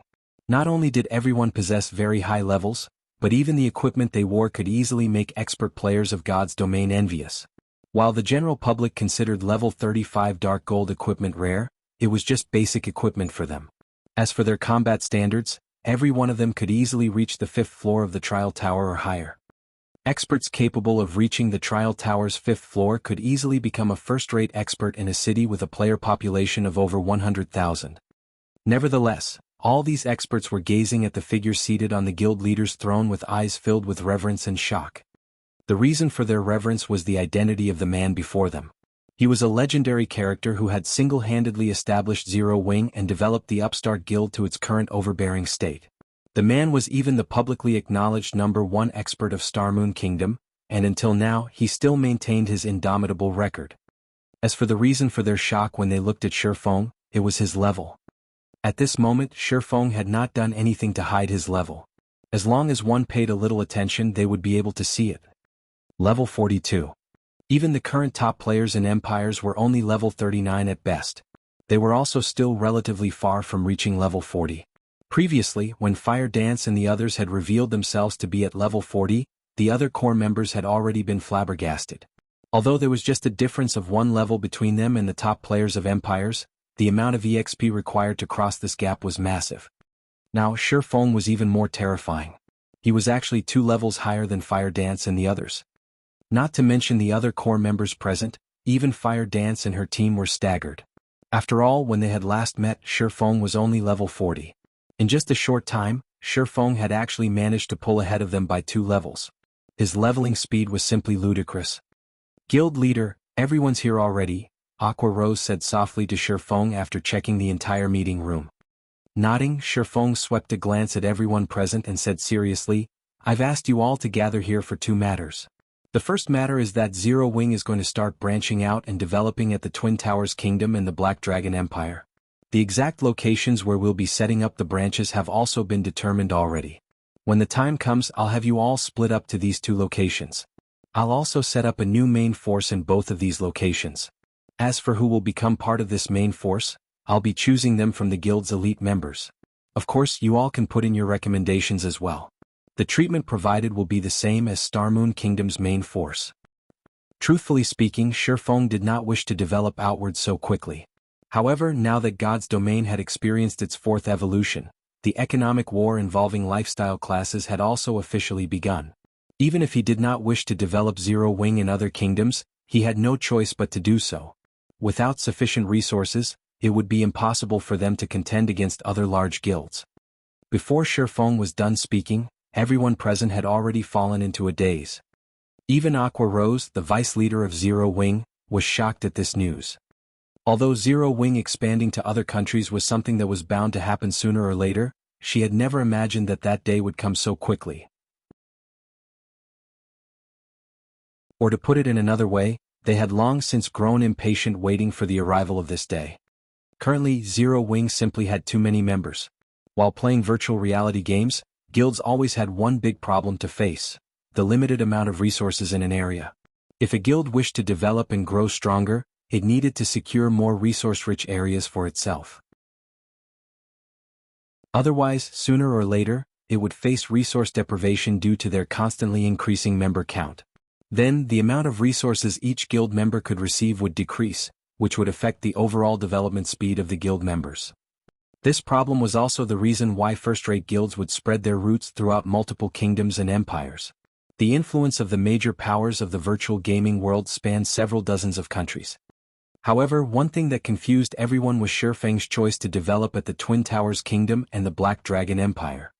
Setting aside how muddy the waters were at the Black Dragon Empire and the fact that the Dragon Phoenix Pavilion was Zero Wing's enemy, just the Twin Towers Kingdom was already a huge problem. The Twin Towers Kingdom was infested with abyssal monsters. The players living there were scrambling to leave, yet Zero Wing was actually choosing to charge into the kingdom. The situation in the Twin Towers Kingdom was much more severe than Starmoon Kingdom's. There was simply no way for them to level up there. Just how were they supposed to develop themselves? Guild leader, abyssal monsters have already conquered the Twin Towers Kingdom. Why don't we consider developing at the Purple Thorns Kingdom, the kingdom west of Starmoon Kingdom? The abyssal monsters haven't reached there. Moreover, the two first-rate guilds in that kingdom have constantly been at each other's necks all this time. With our guild strength, we can easily make a place for ourselves there. In addition, the Purple Thorns Kingdom is rich in herbs. Our guild will have a much easier time procuring herbs if we develop there, Aqua Rose suggested hurriedly. She had long since made ample preparations regarding Zero Wing's development, only she never bothered making suggestions as Shifeng had always said that the time was not right yet. The Candlelight trading firm was the largest source of economic power for Zero Wing. With the Purple Thorns Kingdom's abundance of herbs, they could definitely advance the Candlelight trading firm a step further. They would no longer have to rely on external sources to obtain their herbs. If they developed properly, they could definitely achieve self-sufficiency in herbs and greatly reduce the expenses of the Candlelight trading firm. The players in the room voiced their agreement with Aqua Rose's suggestion one after another. The current combat power of Zero Wing's elite members was in no way inferior to a first-rate guild's. In addition, they also had quite a number of experts in the guild now. Even if they sent only a portion of their forces, they should not have any problem handling the threats present in the Purple Thorns Kingdom.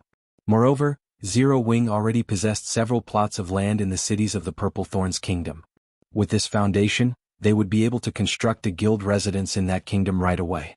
One could say that the Purple Thorns Kingdom was the best option by far. While the Purple Thorns Kingdom is indeed a good option, the Twin Towers Kingdom is much better, Shifeng replied, shaking his head. Better? All the core members were filled with questions as they looked at Shifeng. They simply could not figure out what exactly was good about branching out to a place infested with abyssal monsters. I know that you all are worried about the abyssal monsters, but that is also the greatest opportunity for Zero Wing. Shifeng naturally understood everyone's worries. In their shoes, he too would have chosen to branch out to the Purple Thorns Kingdom. However, he now had both the ancient abyssal book and the teleportation magic array in his possession. Regarding the threat of powerful abyssal monsters, he could just set up multiple barriers and allow his guild members to grind at high-resource maps safely. There was also no need to worry about other guilds and players coming to contest for those locations. In addition, they could also gain honor points by killing low-level abyssal monsters. Now that the guilds originally residing in the Twin Towers Kingdom had left, although the lands of the kingdom's capital remained in the hands of these guilds, as long as Zero Wing paid some coins, it could still buy 1 or 2 plots of land located near the heart of the city without any difficulty. Had he chosen to branch out to other kingdoms, Zero Wing couldn't even dream of obtaining the central lands of the top 10 major cities in these kingdoms, much less the central lands of the capital city. Nobody would be willing to sell them anything at all. Even if there was a willing seller, that price would not be one that Zero Wing would be willing to bear. Furthermore, the Twin Towers Kingdom was a country of ore. In terms of ore-related resources, it was only slightly inferior to the Storm Empire. At the end of the day, the Candlelight trading firm focused mainly on forging, or was something that it could not lack. Hence, developing at the Twin Towers Kingdom was akin to killing multiple birds with one stone. Following which, Shi Feng cleverly hid the matter of the ancient abyssal book, simply telling everyone that he had discovered many special areas not assaulted by the abyssal monsters.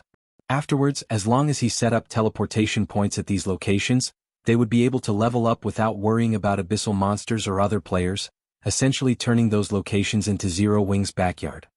When they heard Shi Feng's reason, everyone's eyes sparkled, anticipation filling their hearts. Nobody present was a noob. They knew full well just how valuable an uncontested high-resource map was. Otherwise, the various large guilds would not fight over these high-resource maps. However, no one knew that Shi Feng had actually concealed another important reason for his choice to develop at the Twin Towers Kingdom. The large-scale regional dungeon, Tower of Time.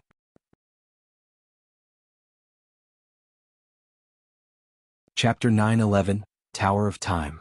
The Twin Towers Kingdom was named such because of its 2 ancient towers within the kingdom's boundaries. These ancient towers had existed in God's domain for a long time. Their age could no longer be verified. Among these 2 towers, one was the Tower of Time. It was also the Twin Towers Kingdom's sole large-scale regional dungeon. Like the dungeon in the Stoneclaw Mountains, this dungeon was set to Azura mode.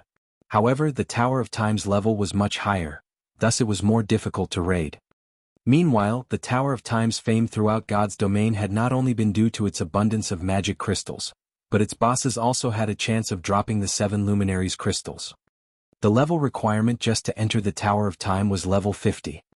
In the past, when mainstream players had been around level 50, the Mind Space system had not yet launched in God's domain.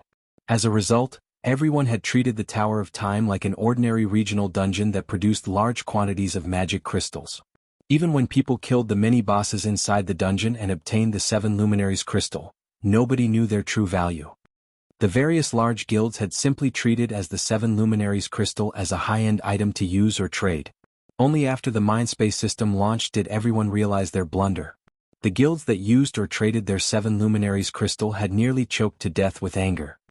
Regional dungeons all had level limits that prevented anyone below or above a certain level from entering.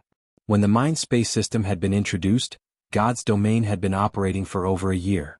Players' average level had already been beyond the Tower of Time's limit of level 70. Hence, it had been practically impossible for guilds to rely on their main forces to grind the bosses for 7 Luminaries crystals. Meanwhile, when one wanted to enter the Tower of Time, aside from the level requirement, one needed a spacetime crystal. A single spacetime crystal could allow 100 players into the Tower of Time. However, only the monsters near the tower dropped the spacetime crystals, and its drop rate wasn't very high. This greatly restricted the number of players who could enter the dungeon. In this life, before everyone knew the importance of the Tower of Time, Shi Feng intended to take advantage of the situation and grind for spacetime crystals. Once Zero Wing's core members reached level 50, they could get a head start over the other guilds, raiding the Tower of Time. After Shi Feng explained his plans for the guild's expansion to everyone, he continued with notifying everyone about Zero Wing's preparation to nurture a large batch of internal experts. Guild leader, if we try to recruit members now, it will be far less effective than our past recruitment campaigns. After all, nobody knows if White River City will hold off the abyssal monsters. Moreover, even if the magic array holds, it is still extremely dangerous for players to go out to level up. On the off chance that one encounters a high-level abyssal monster, a team wipe is practically a guarantee. Based on my investigation, a portion of players have already moved to the Black Dragon Empire. Moreover, many of our guild members are worried about this crisis. This really isn't a good time to recruit members. We would be better off holding a mass recruitment campaign after we secure a foothold in the Black Dragon Empire. It would be more effective to wait. Saying so, Aqua Rose handed Shi Feng a statistics report, which clearly displayed White River City's situation. Due to the abyssal monsters, the city's teleportation fee had been temporarily removed. Currently, over 5% of White River City's player population had relocated. Among these players, the majority had migrated to the Black Dragon Empire. As time passed, more players would relocate to continue their development. Don't worry about it.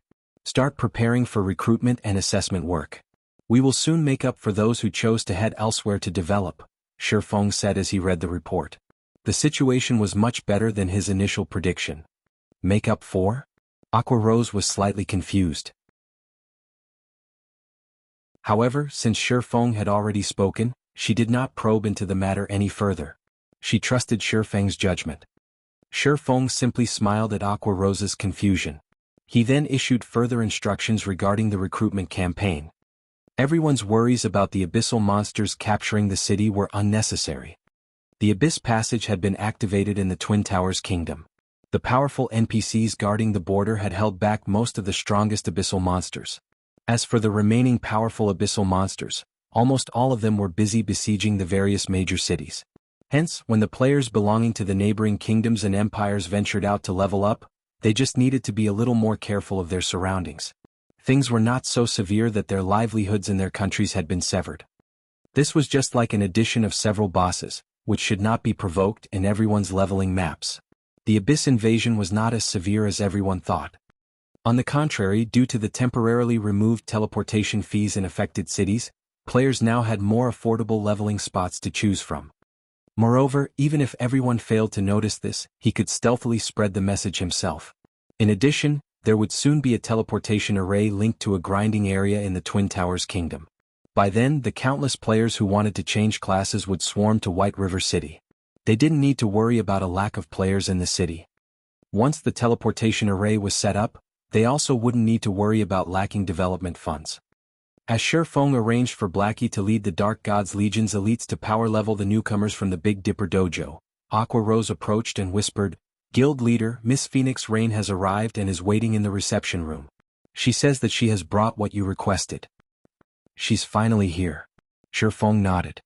He then left the remaining matters to Aqua Rose while he met Phoenix Rain.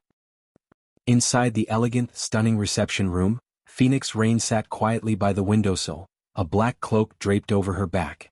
When Shifeng entered the room, her gaze promptly moved away from the Zero Wing members walking around the first floor hall and to Shifeng. Level 42. Phoenix Rain was stunned. Currently, she knew of several people who had reached level 40 in the Empire. However, these people had used special methods to achieve their level.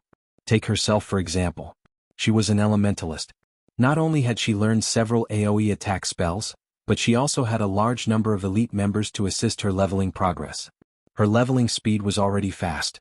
However, even now she was over 30% away from reaching level 40, yet Shifeng had already reached level 42. "Phoenix Pavilion Master, may I see the Lake Heart City's deed?" Shifeng asked. He smiled in response to Phoenix Rain's surprise. "Here, take a look." Phoenix Rain quickly recovered her composure and took out a deed for a land in Lake Heart City. "This is the only deed I can give you. Even if you're not satisfied, I cannot change it." Not bad. Although it cannot compare to a golden land, it still has relatively high potential, Shifeng said with satisfaction after examining the deed. With this deed, Zero Wing could secure a foothold in the Black Dragon Empire. What followed next would depend on how things progressed on Melancholic Smile's side. Once they were ready, Zero Wing would officially start pushing its way into the Black Dragon Empire. Elsewhere, a large crowd of players had gathered before the 7-story tall Candlelight trading firm. It was even more lively than during normal times. While many among the crowd were lifestyle players, the majority consisted of sightseers. After all, nobody had ever seen a 3-star shop before. They were all quite curious about the differences between a 3-star shop and a 2-star shop. This was especially true for lifestyle players. Not long ago, the Candlelight trading firm had published a shocking message. The Candlelight trading firm was currently recruiting lifestyle players, regardless of rank. It did not care if one was an apprentice who had just started or someone far along the path of their lifestyle. As long as they could pass the simple entrance test, they could become an official member of the Candlelight trading firm. High achievers would even get the opportunity to improve themselves in the special workshop. This was a benefit that could not be found anywhere else throughout the entire Star Moon Kingdom and even God's domain. After all, special workshops were simply too rare. Most trading firms only allowed their most skilled and trustworthy members to utilize their limited special workshops. Ordinary people had no hope of enjoying this particular benefit.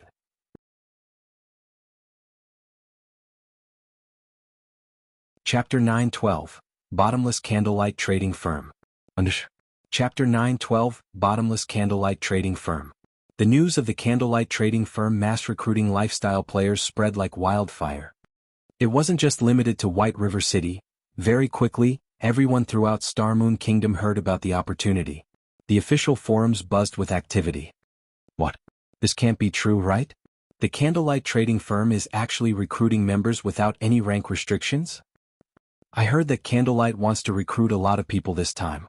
I wonder if an intermediate apprentice like myself has a chance? I remember that, when Heaven's Burial recruited lifestyle players, applicants needed to be at least advanced apprentice rank with a 65% success rate or higher to pass their assessment. However, Heaven's Burial still doesn't have a 2-star shop. Candlelight's assessment will probably be extremely difficult. Currently, lifestyle players grew more important by the day. However, it was extremely difficult for a lifestyle player to make a name for themselves if they had to rely on their own strength. This was because lifestyle players needed a lot of resources for their practice. The more important a lifestyle class was, the more resources they needed to improve. Moreover, the further a lifestyle player progressed, the more valuable were their required resources. Hence, if a lifestyle player did not join a guild, it would become extremely difficult for them to grow stronger. Just hours after the Candlelight Trading Firm announced its recruitment campaign, thousands of players had lined up outside the firm's 3-star shop in White River City, and the crowd was still growing. Melancholic Smile arranged for these lifestyle players to take the firm's assessment, one after another. The test was very simple. Lifestyle players were required to produce a tool or item corresponding to their ranks, and they would be given a pass as long as they achieved a success rate of above 60%. What exactly is Zero Wing trying to do? When the various large guilds heard the news, they immediately assumed that Zero Wing had gone nuts. Although lifestyle players were important, one needed to invest a lot of resources to nurture profitable lifestyle players. Moreover, a loss was guaranteed during the early nurturing stages. Hence, when guilds like themselves recruited lifestyle players, they set their requirements very high and would only recruit a limited number. Otherwise, the expenditure would do more harm than good. Yet, not only was Zero Wing recruiting lifestyle players regardless of rank, but it had also significantly lowered the assessment's difficulty. During Zero Wing's previous recruitment campaigns for lifestyle players, it had required a success rate of 70% or higher. In just half an hour, Zero Wing had recruited over 30 lifestyle players. Among them, only 7 were advanced apprentice rank while the others were below that. This outcome worried the lifestyle players still outside of the Candlelight Trading Firm. They were afraid that the available slots would be taken up before their turn arrived.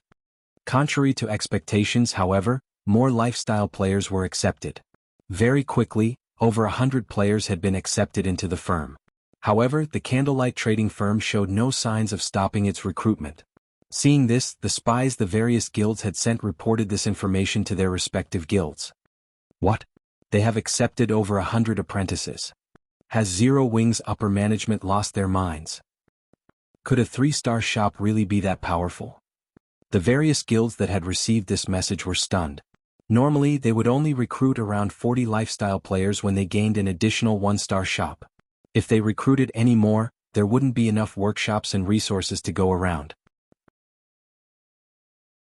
After the Candlelight Trading Firm upgraded one of its 2-star shop to 3-star status, the building had only gained 2 floors. Generally, it would be a miracle if they could recruit 200 players. Big Sis Melancholic, should we raise the assessment bar?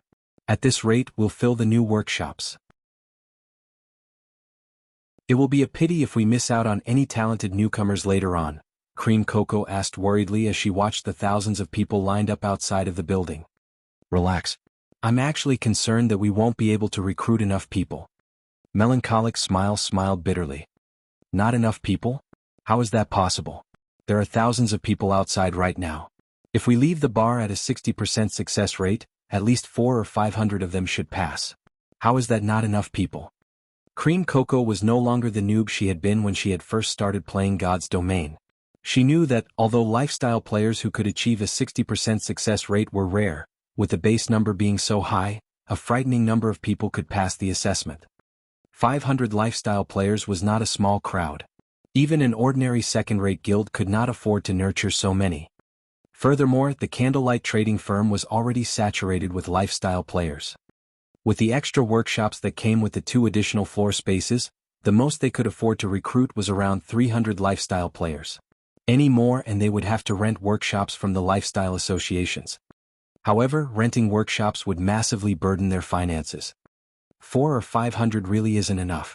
The guild leader has already determined that we need to recruit 1,200 players. Melancholic Smile chuckled.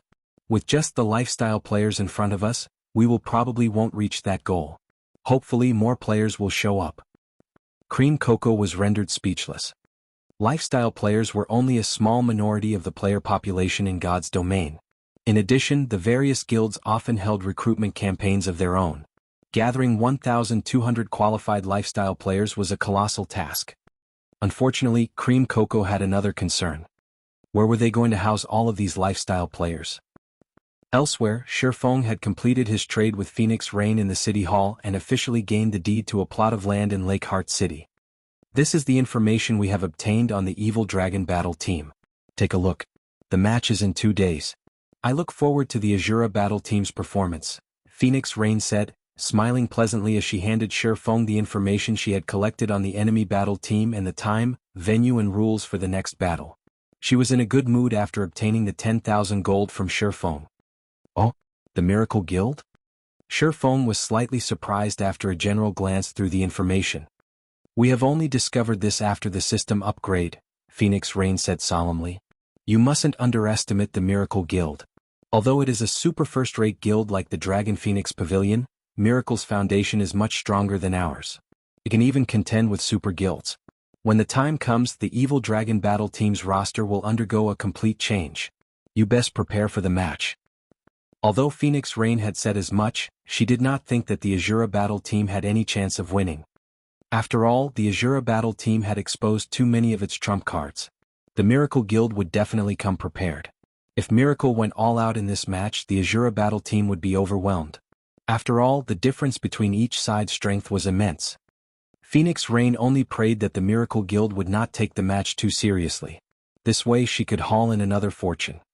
Shifeng nodded silently in response to Phoenix Rain's advice. In truth, even without Phoenix Rain's warning, Shifeng knew just how powerful the Miracle Guild was. In his previous life, when a Tier 3 mysterious flame had appeared in God's Domain, the various large guilds had employed all sorts of methods to obtain it. In the end, however, a dozen or so experts from the Miracle Guild had secured the flame. Among the guild's experts that had fought for the mysterious flame, 2 other super guilds' top combatants had been present. That battle had become a classic within God's Domain. To put it simply, defeating the Miracle Guild-led Evil Dragon Battle team would be extremely difficult for the Azura Battle team. As Shifeng hurried towards the Candlelight trading firm, a party of 6 arrived in the teleportation hall in White River City. The instant these players appeared, they became the main focus within the hall. Their equipment was too gorgeous to ignore. Even the lowest quality equipment was dark gold rank. As for these players' levels, that was even more impressive. Of the 6 players, 2 were level 40, while the remaining 4 were level 39. Even in an empire, this group would be a force to be reckoned with, much less White River City. So this is White River City? The standard of the players here is quite high. We're not here to sightsee, focus on the task at hand. Let's head over to Zero Wing to have a look.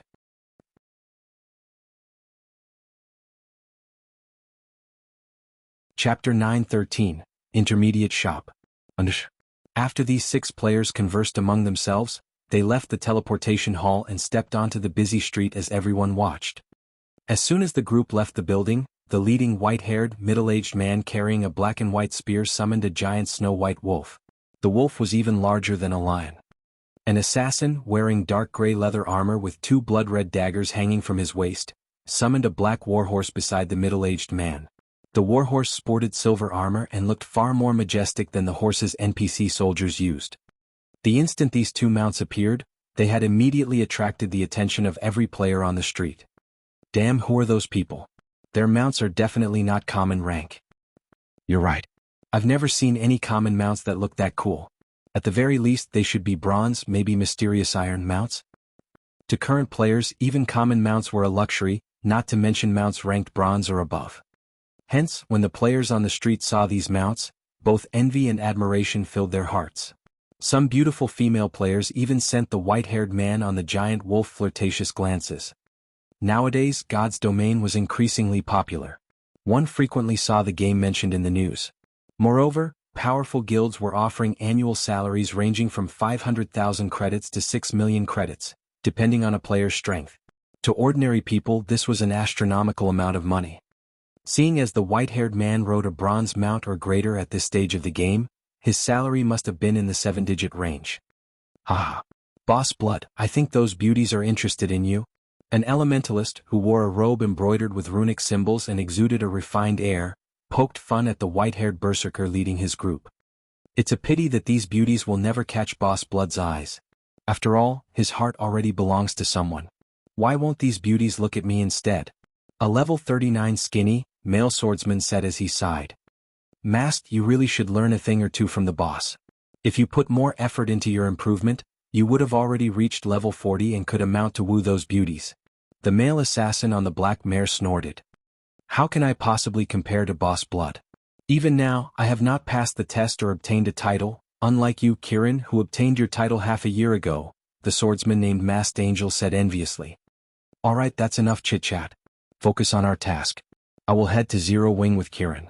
The rest of you catch up with a carriage, the leading berserker named Bloodsucker ordered sternly. Immediately, everyone fell silent and did as they were told. The 4 level 39s rode an advanced horse carriage and followed Bloodsucker and Kirin towards Zero Wing's guild residence. Although the advanced horse carriage was fast, it was still slightly slower than the Snow White Wolf and Black Warhorse. As a result, the gap between the two groups gradually increased. The party caused a commotion everywhere they went. Meanwhile, the Candlelight trading firm's entrance was overcrowded. Before anyone knew it, the Candlelight trading firm had recruited over 300 lifestyle players. With this number, everyone could see how powerful the firm's foundations were. The other trading firms in Starmoon Kingdom could not compare to this. Guild leader, we've reached our recruitment limits for the moment. Any more and we'll have to send these people to the lifestyle associations. Melancholic Smile reported worriedly as she looked at the numerous files on the newcomers. 1,200 people. This was already beyond what the Candlelight trading firm could handle. If they really recruited this many people, they would lose money each day rather than make it. It's fine. Bring all of the information you have on the Candlelight's branch shops, Shifeng instructed, waving his hand dismissively and chuckling. In God's Domain, shops were officially categorized by star ranks. However, one could also categorize a shop by its size. Players in his previous life had realized his and summarized the differences. There were a total of 4 categories. Basic shop, intermediate shop, advanced shop and special shop. To begin with, 1-star and 2-star shops fell under the basic shop category. A basic shop could only accommodate a limited number of lifestyle players, and a firm had to rely on numbers to make up for the lack of space. A basic shop's assistance it could provide to lifestyle players was also quite limited.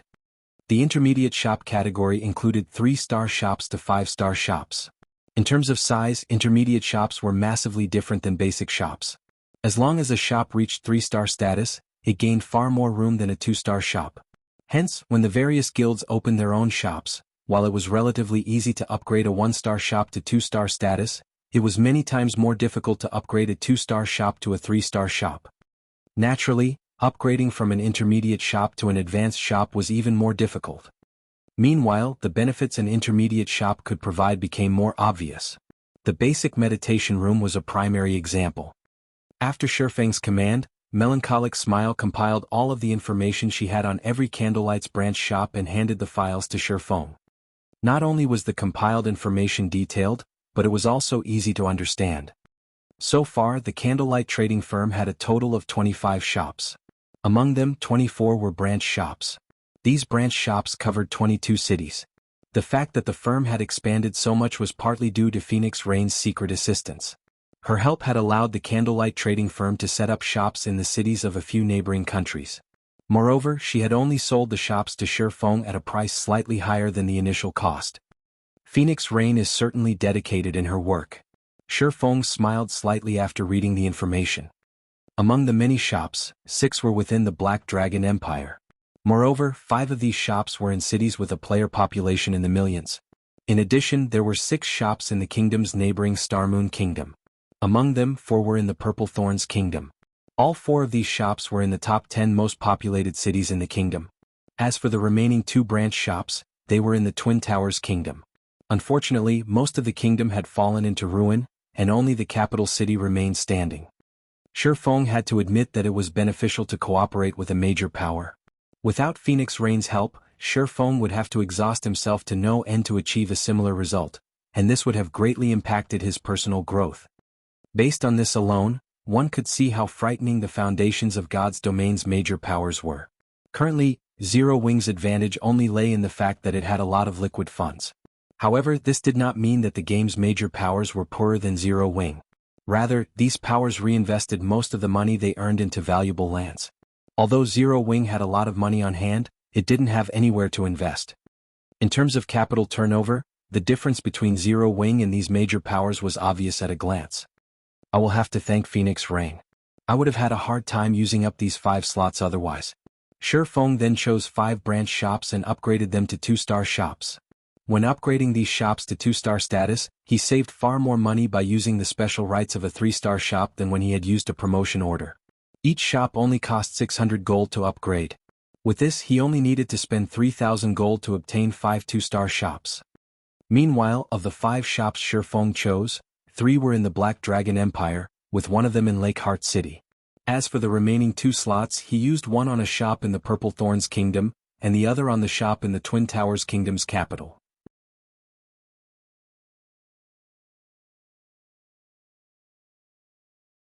Hellscythe_Fluffy Goblin. The reconstruction of the 5 branch shops completed fairly quickly. Only 10 minutes after Shi Feng chose to upgrade them, the 5 1-star shops evolved into 2-star shops.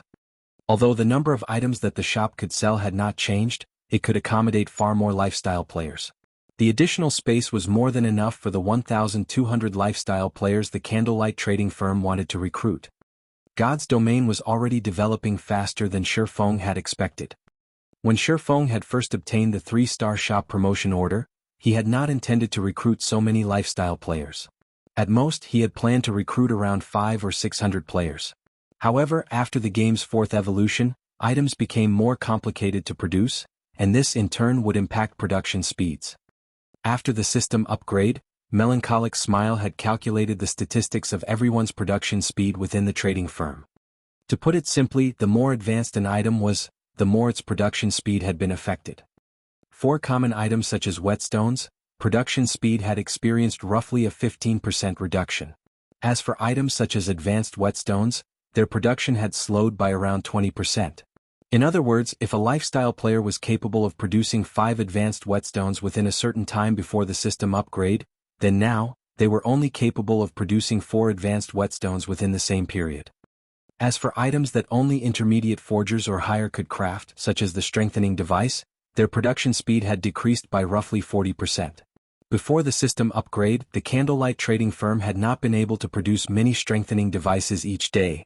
Now the item's output was pitifully low. Unfortunately, Shi Feng had already agreed to hand over 10 bronze mounts and 2,000 strengthening devices to the secret pavilion within 5 days, as well as the rest of the items within 12 days after the system update completed. If he failed to do so, not only would he have to return the 10 black cards he had received, but he would also be out of the items he had already paid. Hence, Shi Feng was very short on time. If he wished to increase production speed, he had 2 options: increase his current workforce's success rates or grow his workforce. As there was a limit to how much he could raise a lifestyle player's success rate, his only viable option was to bolster his workforce. However, Shi Feng did not have much hope of nurturing a large batch of excellent lifestyle players from the new recruits.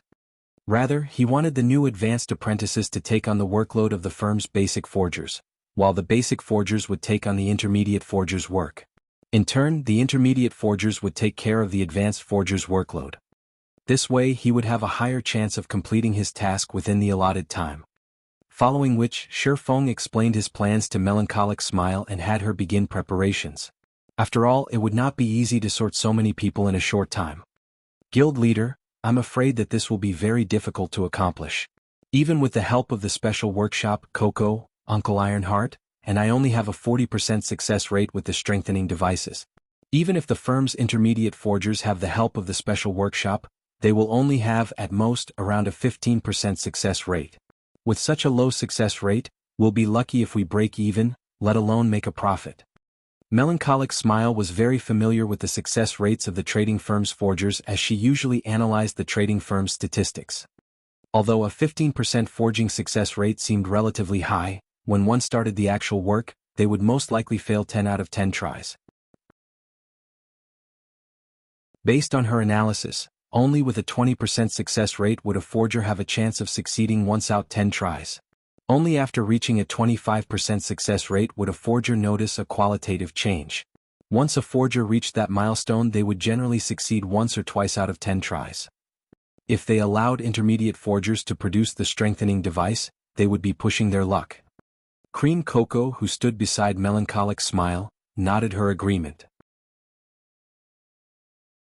After a long period of research and experimentation, she decided that, as long as the system-calculated success rate was below 20%, she would give up on making the item.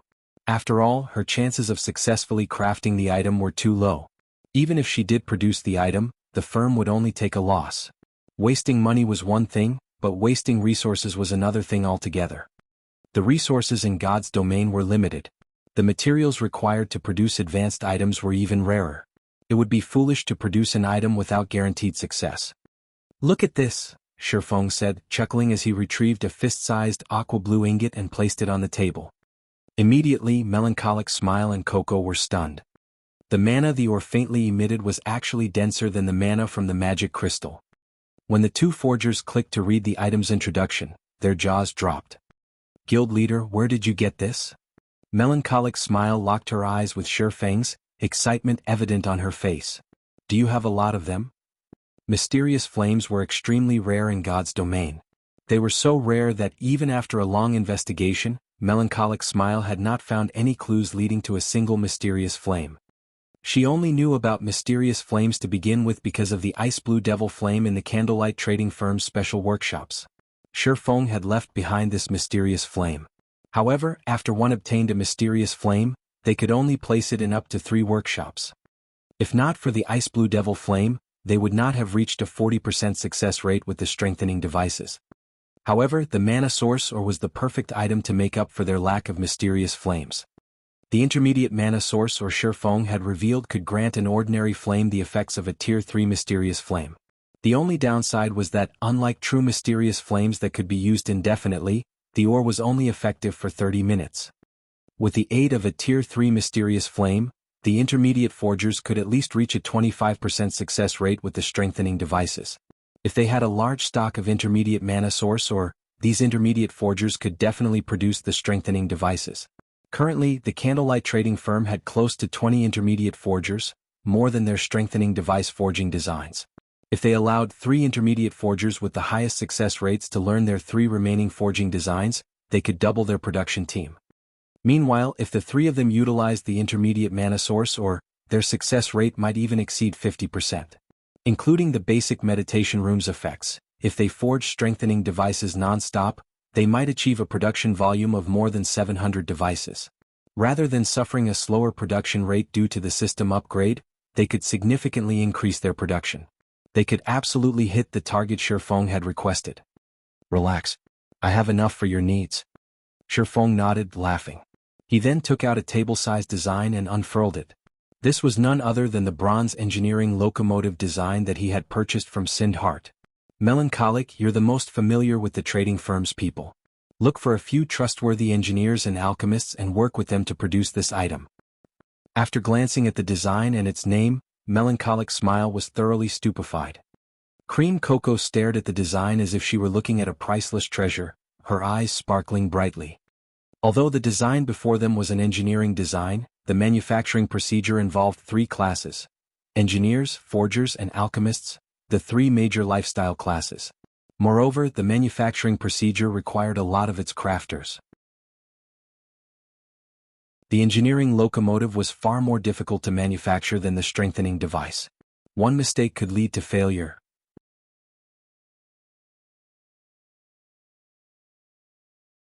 Chapter 9:15 Difference in Mounts. Mounts' importance to players went without saying.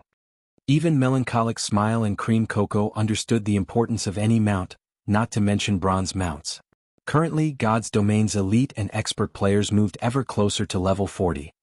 However, how could common mounts possibly satisfy these experts? Unfortunately, obtaining a bronze mount was easier said than done. Even large guilds could only get their hands on a few, and these mounts were usually reserved for the guild's upper echelons. The other members could only dream of riding one. If it were truly possible to produce bronze mounts, they would sell tens of times better than the strengthening device. However, the engineering locomotive was extremely difficult to manufacture. At the very minimum, they needed an advanced engineer, an advanced forger, and an advanced alchemist to have any possibility of success. Even if they were equipped with a variety of support tools, they'd be lucky if they had even a 30% success rate of producing the locomotive. In addition, manufacturing the engineering locomotive was a tedious process. It would take a very long time just to produce one. Producing one per day would be an impressive feat. Guild leader, this engineering locomotive is too difficult to manufacture. It also requires so many materials. Even if we successfully produce one, the cost will be astounding. Are we really going to make this regardless of the cost? Melancholic Smile's lips twitched slightly as she read the listed materials recorded on the design.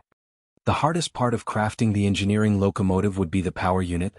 The power unit alone required 30 magic crystals. Other components such as alchemy arrays also required magic crystals. After taking all of the miscellaneous components into account, they needed a total of 50 magic crystals to produce one engineering locomotive. In addition, the mount's manufacturing required certain rare materials such as fine steel ingots. A fine steel ingot was the product of refining fine iron with other materials, and one only had a chance of obtaining fine iron from mining hematite Oregon. On the market, a refined steel ingot cost around 30 silver. That was practically the equivalent of a piece of level 30 bronze equipment. However, there were fewer refined steel ingots available on the market than level 30 bronze equipment. Meanwhile, the engineering locomotive required 20 refined iron ingots, a total cost of 6 gold. Based on market value, producing a single bronze engineering locomotive cost roughly 25 gold. In reality though, as most of the materials could be sourced from their guild, they wouldn't have to spend that much. Even so, the final cost would still be around 20 gold. Based on their current success rate, it could cost anywhere from 100 gold to 160 gold to craft one engineering locomotive. Meanwhile, a single bronze mount currently sold for around 300 gold. It was not nearly as profitable as the strengthening devices. The only advantage the engineering locomotive had was its demand. If they offered the mounts for sale, someone would buy them if the price were reasonable. If they wished to save more money, they would need the help of a master engineer. Although there was only a single rank difference between an advanced engineer and a master engineer, the latter could increase the success rate of producing the engineering locomotive by around 30%. After including the bonuses from various tools, they could achieve a success rate of 60% or higher. With such a high success rate, they could reduce their total cost to 40 gold or lower. They could also produce the mounts much faster. How many advanced engineers do we have right now? Shifeng realized how high the production cost was. However, he had already signed an agreement with the secret pavilion. They had to manufacture the engineering locomotives regardless of the cost. Moreover, producing the engineering locomotive would allow lifestyle classes to rapidly gain proficiency. We only have 2 people at the moment. There are 3 others who are close to reaching the advanced engineer rank, Melancholic Smile replied. 2. Shifeng frowned. Based on their current manufacturing speed, producing 10 engineering locomotives in 5 days would be cutting it very close. Have them begin the process. I'll help to produce some of the components as well. I'll contact them right away, Melancholic Smile said.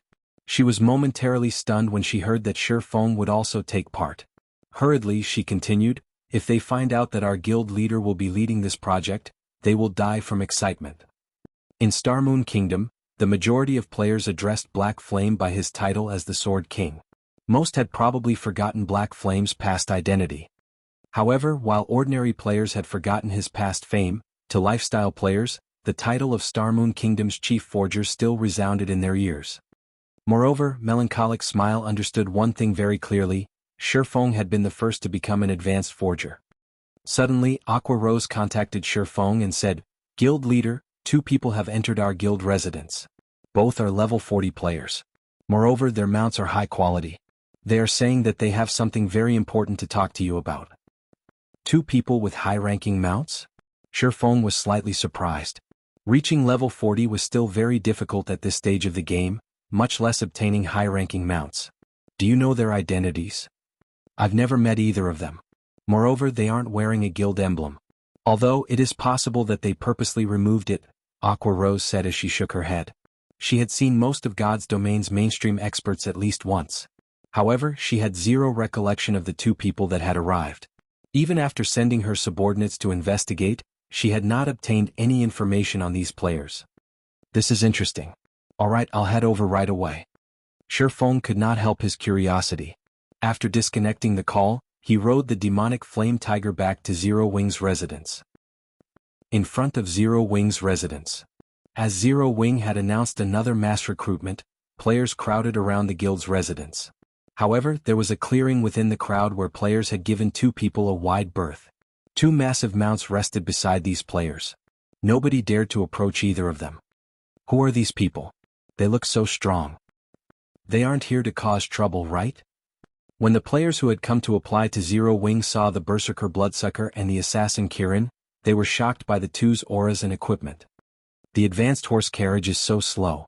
When will Masked and the others get here?" Kirin exclaimed as he looked at the time, paying no attention to the surrounding crowd. As soon as Kirin finished speaking, an advanced horse carriage approached from one end of the street. A moment later, the advanced horse carriage stopped before Zero Wing's residence, and 4 people stepped out. "Mysterious iron mounts are wonderful. Once I reach level 40, I will have to find one of my own." "Masked, don't even think about obtaining a mysterious iron mount. They aren't weeds that sprout up everywhere. Even those with titles in the guild are struggling to get their hands on one, let alone someone like you." The 4 people that had emerged from the carriage chatted merrily amongst themselves. However, when the crowd saw these 4 newcomers, they were flabbergasted. All 4 were level 39. Although the pressure these 4 people gave off was not as strong as the 2 that had already arrived, when these 4 players stood together, they felt like 4 ferocious beasts. A single glance from them was enough to give one shivers. "This is Zero Wing's residence? It's quite big, but it's rather shabby. The standard of the guild members isn't much to look at either." Masked Angel gave a rough evaluation after a cursory examination of Zero Wing's residence. The other 3 agreed with Masked Angel. However, the Zero Wing members coming and going were somewhat annoyed when they heard the comment. Zero Wing's residence had cost a lot of gold to build. Even if it did not rank number 1 in Star Moon Kingdom, it ranked near the top. However, these people spoke as if their residence belonged in the slums. These Zero Wing members had intended to argue with these people. However, when they saw a black figure appear at the entrance, they immediately fell silent. Even the independent players lining up outside the residence stared at this figure with admiration. Although the giant, snow-white wolf and pitch-black warhorse in front of the entrance were quite attractive, they were on an entirely different level from the demonic flame tiger that had appeared like lightning. In front of the demonic flame tiger, the wolf and warhorse were practically newborns.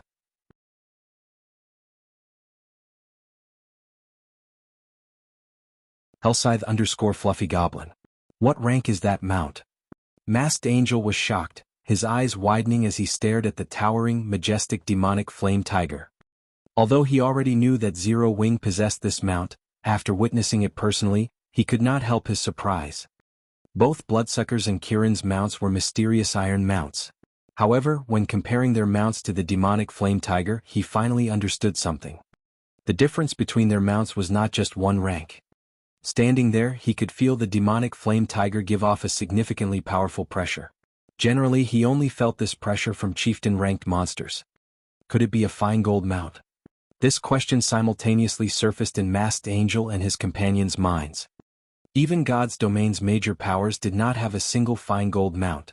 Currently, the best mount they had was of secret silver rank.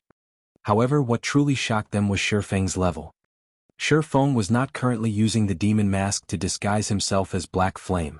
He did not even bother hiding his level, so if one paid attention, they would discover that Shifeng had already reached level 42. He was actually 2 levels higher than Bloodsucker and Kirin. There was not a single player with such a high level throughout the various empires. It was hard to imagine that such an expert resided in a kingdom. I am Yi Feng, an honorary elder of Zero Wing. Our guild leader has some urgent matters to attend to, so he can't meet with you right now. I can represent Zero Wing in any matters you wish to discuss. May I know what business you have with Zero Wing? Shifeng asked, chuckling as he swept a glance over Bloodsucker and the others as he remained on the demonic flame tiger. Even an elementalist like Phoenix Rain had only reached level 39, yet among these 6 people not only had 2 surpassed Phoenix Rain, but the other 4 were the same level. Achieving such a high level was impossible without a special method or a powerful team. To Aqua Rose, these players might be strangers. To Shifeng, however, they were extremely familiar. All 6 players were super red names belonging to the dark guild known as Raven. Raven had appeared in the virtual gaming world in the past. It was an upstart guild that had only established after God's domain had launched. Moreover, even now, Raven was not famous in the least. Dark guilds could not compete against normal guilds in terms of member count. However, the Raven Guild's member count was impressive with less than 1,000 members. Even a decade after God's domain had launched, the guild had less than 3,000 members. However, nobody in God's domain dared to underestimate Raven. In the past, Raven had been one of the top 6 dark guilds in God's domain. The guild was extremely powerful, even super guilds had avoided provoking it. While the 6 people before him looked like ordinary players, this was only a disguise. Without an advanced identification skill, one could not uncover any of their information. This disguise was similar to the demon mask. It could even hide one's aura. However, under Shifeng's omniscient eyes, nothing would remain hidden. Such dense blood auras. How many people have they killed already? When Shifeng used omniscient eyes, he discovered that their names were no longer red. Rather, they were thoroughly black. In God's domain, when one actively killed other players aside from their IDs changing color, a faint red blood aura would surround their bodies. However, this blood aura was barely visible. Generally, only after one had killed hundreds of players would this blood aura become more evident. Even so, this blood aura would gradually fade with time. However, the blood aura surrounding the 6 before him was powerful enough to make one's hair stand on end. Currently, their blood auras had thickened into a bloody mist that enveloped a radius of 4 to 5 yards around them. Shifeng could not even begin to fathom just how many players these 6 people had killed to achieve such a dense blood aura. However, this was still not why their IDs had turned black. In God's domain, only players who had committed unforgivable sins would sport pitch-black IDs. This was a type of curse. This curse could allow players to grow stronger. In return, however, cursed players were restricted to areas controlled by the dark forces. If NPC guards in an ordinary NPC city found them, the consequences would be unimaginably severe. Hello. My name is Bloodsucker. This place isn't suited for our discussion. Why don't we look for somewhere more private to talk? Bloodsucker suggested, smiling faintly as he looked at Shifeng. Alright, follow me, Shifeng nodded. He then led Bloodsucker and the others into Zero Wing's residence. After Shifeng entered the guild residence, the crowd outside of the residence grew excited. Their eagerness to join Zero Wing grew.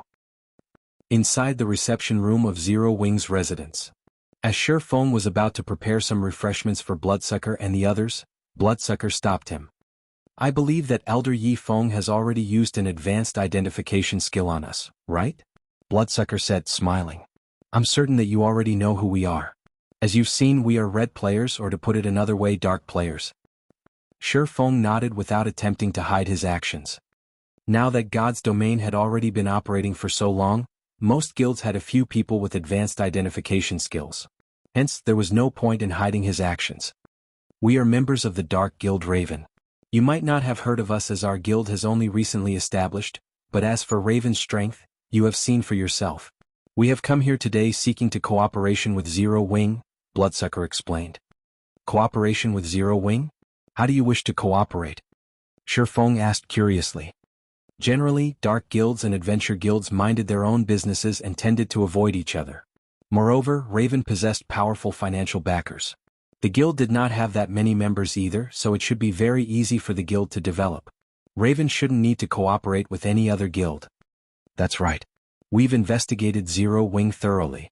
On the surface, while it might look like Zero Wing has a lot of experts, there are only a few true experts in the guild. If Zero Wing wants to progress in the dark arena, relying on these few experts is not nearly enough. Even the Azura battle team's victory in the next match is unlikely.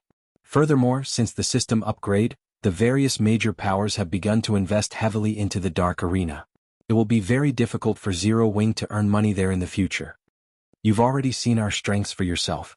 If Zero Wing has Raven's assistance, your guild will have a fighting chance for the position of the dark arena's organizer.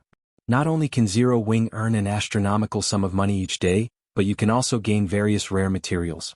With these resources, Zero Wing will be able to expand easily and afford to nurture its lifestyle and expert players. I'm sure you can see the benefits of such an outcome. When Bloodsucker finished his proposal, he snapped his fingers. Immediately, several pieces of Bloodsucker and Kirin's equipment revealed the special glowing effect of epic equipment. Bloodsucker and Kirin's weapons in particular were epic weapons. With this array of equipment, they could rank at the peak of God's domain. What do you want in return? Shifeng asked, somewhat interested. Just as Bloodsucker had said, in the eyes of ordinary players, Zero Wing seemed like a guild full of experts. However, in the elite dark arena, Zero Wing was bland. Currently, only he, Fire Dance, and Violet Cloud could reliably win a fight. Unfortunately, Aqua Rose was still a little off the mark.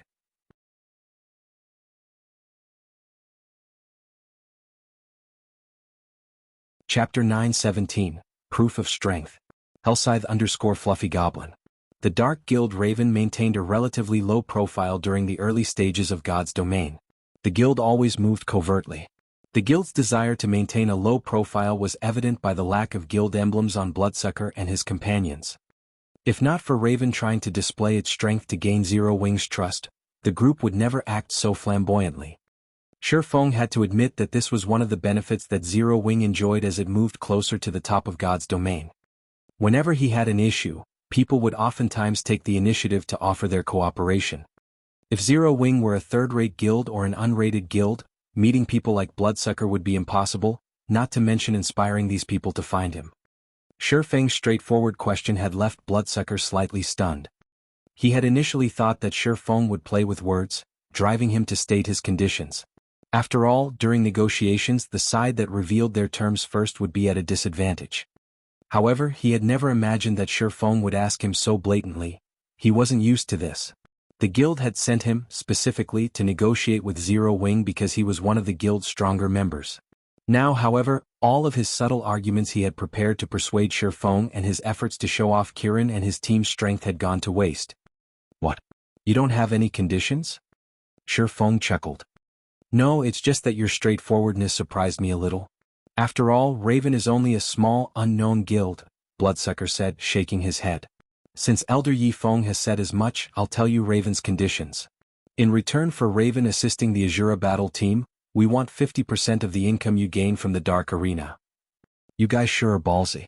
50% is too much. I can offer you 20% at most. Shifeng instantly rejected Bloodsucker's offer. He was already splitting the income from the Dark Arena with Phoenix Rain. If the Raven Guild took another 50%, Zero Wing would be left with nothing. I'm guessing that you don't fully understand Raven's strength. How about we prove ourselves first? We can negotiate afterward. Bloodsucker frowned when he heard Shifeng's offer. However, he was not surprised by it. Their guild had remained in the shadows. As of now, practically nobody knew how terrifying Raven was. If not for the resources the recently launched Mindspace system required, they would not have sought out Zero Wing for cooperation. In his opinion, Shifeng had only offered such a low percentage because he didn't know Raven's true power. However, once they showed Shifeng that, with Raven's assistance, Zero Wing's chances of becoming the Dark Arena's organizer would improve, he would agree to 50%. After all, this was a sure profit exchange. Proof? Shifeng understood Bloodsucker's train of thought. However, he really could not afford to lose 50%. As Shi Feng considered rejecting Bloodsucker's offer, he suddenly had a good idea. Previously, his head had ached over the lack of experts. Now that he had a chance to gain the help of 6 top-tier experts, it would be a waste not to put them to good use.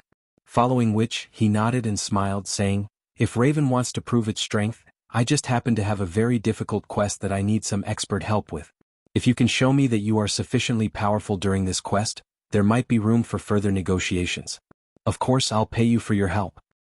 "No problem. You can leave this quest to Raven. As for the remuneration, there's no need. Consider this Raven's gift to Zero Wing," Bloodsucker confidently stated. From the beginning, proving Raven's strength had been their goal in coming here. When the time came, they would shock Zero Wing's members. "I still need to prepare. It'll take around 3 hours. You should do the same. This quest is very difficult. I just need you to send a party of 6 experts," Shi Feng said. "No need. The 6 of us will be enough," Bloodsucker assured. Seeing Bloodsucker's determination, Shi Feng ended the conversation. After leaving the reception room, he contacted Yulan, telling her that they could challenge the Holy City of Titans entrance trial immediately. Both sides would send 50 experts each and Zero Wing would lead the team. Yulan agreed upon receiving Shi Feng's message. Her original plan had been to challenge the entrance trial in 3 days. However, the system upgrade had wasted nearly 2 days, so they had no choice but to delay the operation by 2 more. However, after the system upgrade, lifestyle players' production speed had slowed significantly.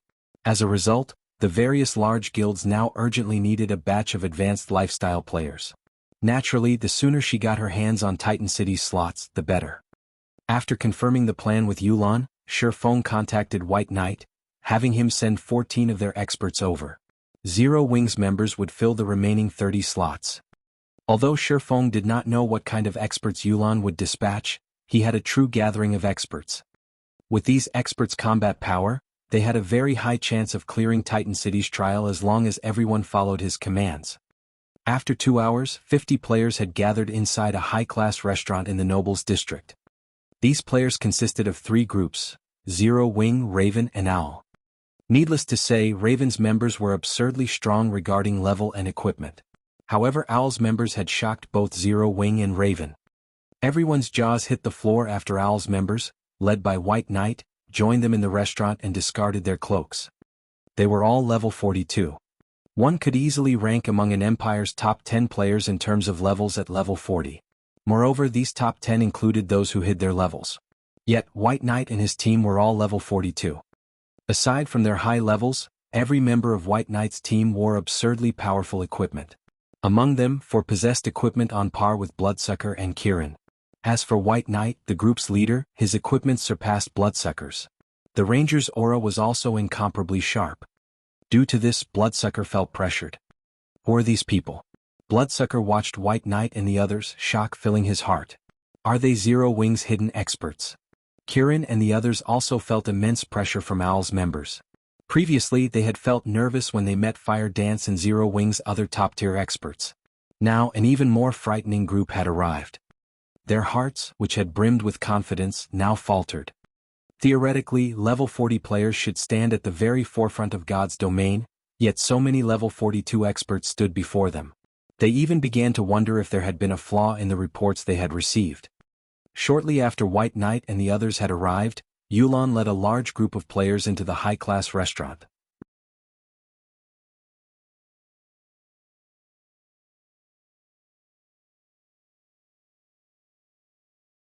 Chapter 9:18, Holy City of Titan. The high-class restaurants in the Nobles District were famed for their luxury. Even large guilds' elite members were reluctant to dine in these restaurants. These players would rather have a few drinks at a bar or eat their fill of ordinary food to get more bang for their buck. Upon joining Shi Feng and the others in the restaurant, Yulan glanced at the various players. Immediately she was shocked. How does Zero Wing have so many experts? Yulan had already thoroughly investigated Zero Wing, so she was very aware of Zero Wing's current combat power. She had never imagined that Zero Wing still had secrets. Owl's and Raven's members were the source of her surprise. Even the lowest among them was level 39, with the majority having reached level 42. Zero Wing's team composition overwhelmed the team she had struggled to establish. Among her players, the highest was only level 39, while the others were level 38. Although there was only a difference of 2 or 3 levels, the gap between level 39 and level 40 was like the difference between heaven and earth. Unless one had equipment that could reduce level requirements, otherwise they could only wear level 40 equipment upon reaching level 40. However, such equipment was extremely rare. Generally, only epic items had such an attribute. There was a huge difference in terms of basic attributes between level 35 and level 40 equipment. If they had so many high-level experts working together, clearing Titan City's entrance trial would be much easier. Moreover, Yulan could tell that, even if White Knight and Bloodsucker were members of super guilds, they would be considered apex experts. It would be very difficult to find an expert in Underworld that could contend with these two. Big Brother Wolf, do you know that Ranger and Berserker? Yulan asked War Wolf quietly. The pressure she felt from White Knight and Bloodsucker was extremely powerful. They were like beacons in absolute darkness. Even if she fought it, it would be hard not to notice them. Among the information she had on God's Domain's experts, nothing had been recorded on these two individuals. Although she did not know who these two were, War Wolf might know them. After all, War Wolf had once shone brightly in the virtual gaming world. Although he had later stepped away, he knew far more hidden experts than she did. I don't know them. However, I am sure that both of them are martial artists. Extremely powerful ones at that, War Wolf replied, his thoughts a little complex as he examined Shifeng's team. A few months ago, Zero Wing had merely been an unknown, upstart guild in White River City. Even Zero Wing's experts at that time weren't worth his attention, yet now the guild had several people on par with him in terms of combat standards. As for White Knight and Bloodsucker, who he had never seen before, even he had to admit that he was weaker than them. War Wolf could not help but wonder what kind of charm an upstart guild like Zero Wing had to attract so many experts. Even first-rate gods weren't capable of this feat. It really makes you wonder just where the guild leader has found so many experts. Overwhelming Smiles members must be scared stiff right about now. Blackie giggled when he saw Yulan and her Overwhelming Smile team's shock. The rest of Zero Wing's members agreed with Blackie. When White Knight's group had arrived, even they were surprised. Shifeng stepped forward and said, Miss Yulan, now that everyone is here, should we reform the team? All right. Everyone leave your teams? Yulan nodded as she pinned Shifeng with a penetrating gaze. Although she had already known that Yi Feng would lead the expedition to Titan City, she had been somewhat surprised to receive this news. She thought that Black Flame would lead this expedition. This was not because she doubted Yi Feng's strength. However, Black Flame was far more experienced with commanding a team. It was of the utmost importance that they cleared Titan City's entrance trial. After all, once they could enter the holy city of Titan, they could rapidly nurture advanced lifestyle players. In the future, they would have a greater advantage when competing with other trading firms. I'll start dividing the workload. I want everyone to send me a list of your skills, Shifeng instructed Yulan and the others after inviting them to his team. That is a guild secret. How can we just reveal that information to an outsider? Overwhelming Smiles members immediately complained. All guilds kept their players' basic attributes and skills secret. It was especially true for guild experts. If others discovered this information, it would be very easy to exploit their weaknesses. Shifeng then looked towards Yulan and said seriously, I believe you know how difficult Titan City's entrance trial is. If I don't know everyone's abilities, I can't guarantee our success. After giving it some thought, Yulan nodded and said, It's all right. Tell him. Titan City's entrance trial was much harder than a 100-man Hell Mode team dungeon. If the team leader did not even know what skills his members possessed, it would be hard for him to issue effective commands. After receiving Yulan's instructions, Overwhelming Smiles members sent their skill lists to Shifeng, albeit reluctantly. As for the skills Owls and Ravens members possessed, the two groups had long since notified Shifeng. Owls members had not held back in the least. However, Shifeng was certain that Ravens members had held back some information. Regardless, though, it would not affect the overall situation. After Shifeng examined the skills of Overwhelming Smiles members, he was a little surprised. 23 of these players wielded berserk skills. Among them, Yulan had learned a large-scale destruction spell and a large-scale buff spell. This would be of great help to the team. Before we enter Titan City, I'll give everyone certain responsibilities. Make sure you understand your tasks. When the time comes, you just need to do your part. Shi Feng then called up his system interface and split everyone into groups. Shi Feng had split the team of 100 players into 5 teams of 20.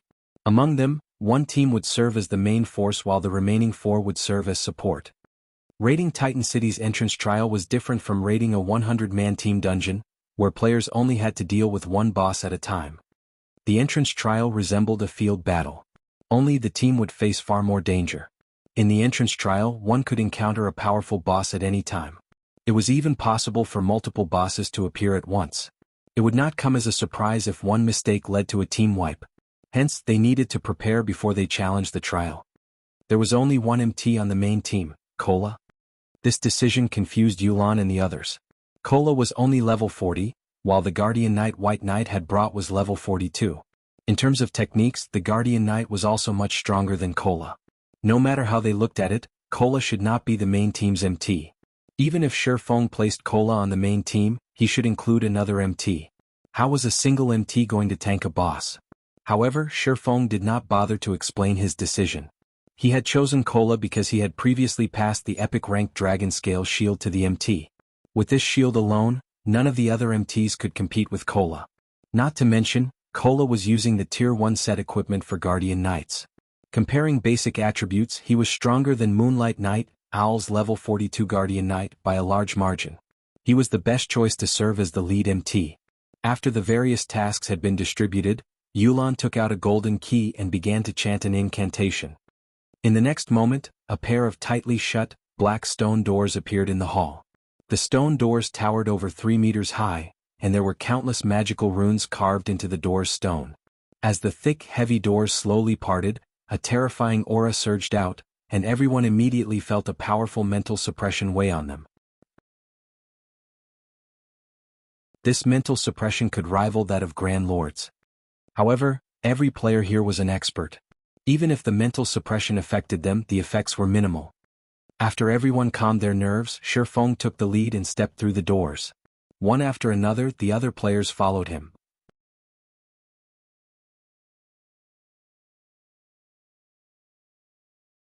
Chapter 919, Titan's Legend. Hellscythe_Fluffy Goblin. The holy city of Titan was buried in God's domains underground. Complex terrain surrounded Titan City, forming a natural maze.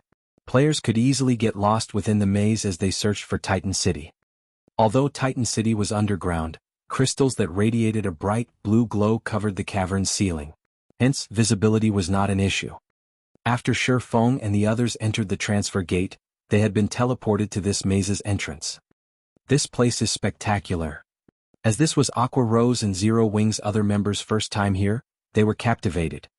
Even experts like White Knight and Bloodsucker found the scene awe-inspiring. Aside from the spectacular scenery, 10 towering statues of Titans loomed at the entrance. All 10 radiated a boundless aura. In front of these statues, players like themselves were no more significant than insects. Although they had known that the quest Shi Feng had called them to help with was not simple, after witnessing this they grew serious. With their sharp senses, they felt warnings of death from their surroundings the instant they reached this area. It was especially true for the entrance. It felt more like the maw of a gigantic beast. These are just statues, yet they have such powerful auras. Are these statues alive? Aqua Rose's slender brows creased slightly as she swept her gaze over the statues before her.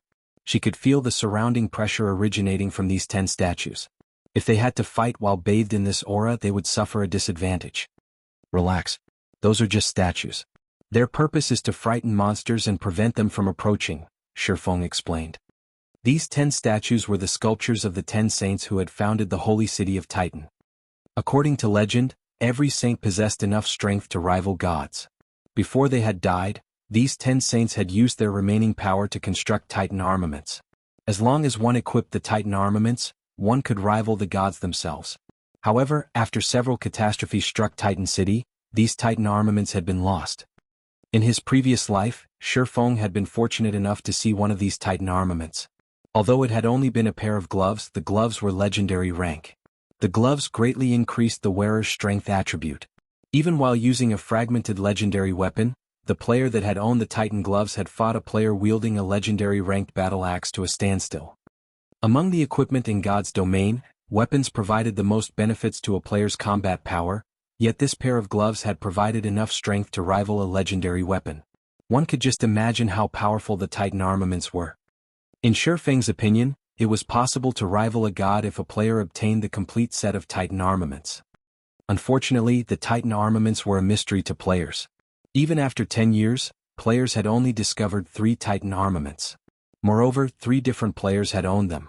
These players had been the targets of numerous assassination attempts in the past. "Alright, let's head inside," Shifeng said as he clapped his hands. After everyone took up their formation, they officially entered Titan City's entrance trial. After several minutes of traveling down the straight pathway, the team halted. "Leader, there are 4 paths ahead. Which one should we take?" Aqua Rose asked Shifeng. "Should we send someone to scout ahead?" Each path felt equally dangerous to her, so it was impossible to determine which path they should take. "Which path did you take last time?" Although Shifeng knew which path they should take, he still asked Yulan. "We investigated all 4 paths the last time we were here. Among them, a great lord guards the first path, while the next 2 are littered with traps and ambushing monsters. A large number of mobs guard the last. After we had killed those monsters, we discovered that the path led to another crossroad. In the end, we took the path with the Great Lord. However, after a short distance, 3 Great Lords annihilated us," Yulan explained. Truth be told, they had gathered almost no information before they reached an abrupt end. Hence, Yulan had thought to search for experts to challenge the 3 bosses. When Overwhelming Smiles members recalled the 3 Great Lords that had ganged up on them, a chill ran down their spines. There were not many players who could face a Great Lord, not to mention 3 Great Lords simultaneously. Moreover, even a 100-man team would be hard-pressed to deal with one Great Lord here because, aside from the Great Lord itself, there were many monsters traveling with the Great Lord. Before they had dealt with the 3 Great Lords, the weaker monsters had swarmed and slaughtered them. "So, that's the case. Let's go down the path with the crossroad then," Shifeng nodded. Generally, the path with a boss it should be the correct option. Taking the path with the crossroad is a waste of time, Yulan explained. That might be true in other virtual reality games, but in God's domain, it is only half correct, Shifeng said, chuckling. This is an entrance trial. Our ultimate goal is to pass through the maze, not to defeat the bosses, isn't that right? In reality, all 4 paths led to Titan City. If a team were strong enough, they could choose the most difficult path, which contained various bosses. This path was also the most direct and would save the most time. In contrast, the path with the crossroads, as Yulan had said, would be time-consuming. However, it was the safest path among the 4. Yulan's group had grown comfortable with the mindset of using brute force to resolve issues. Hence, they had chosen to challenge the most difficult path after entering the entrance trial. It was no wonder why they had only traveled a short distance before team wiping. The first time Shifeng had come here in his previous life, he had been just as ignorant. He and his team had insisted on taking the most difficult path and killing all of the bosses. In the end, they suffered team wipe after team wipe. Fortunately, unlike Yulan's group, his team was not as simple-minded. When they challenged a boss, they had a cleric stay some distance away from the team to revive everyone in the event that the boss slaughtered them. This way they could challenge the bosses endlessly. Moreover, as this was an entrance trial, no matter how many times players died here, they would not lose any EXP after reviving, although they would lose some skill proficiency. After Yulan and the others heard Shifeng's reasoning, realization dawned on them. Following which, Shifeng led everyone down the path with the crossroads. As they progressed through the maze, Shifeng often deliberately took the wrong path, leading the team into difficult situations and traps. However, with the team's abilities, overcoming the traps and level 40 or so elemental beings wasn't an issue.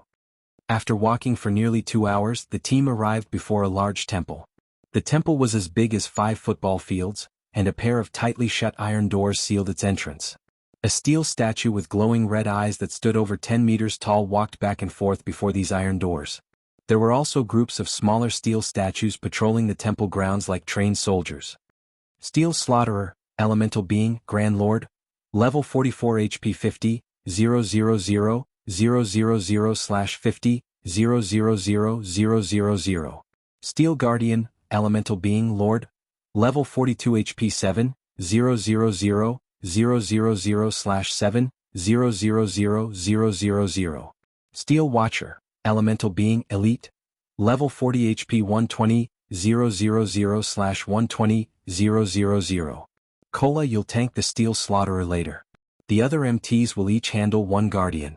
White, lure those elite monsters to us first. All magical classes will assist to clear out the elites. Go.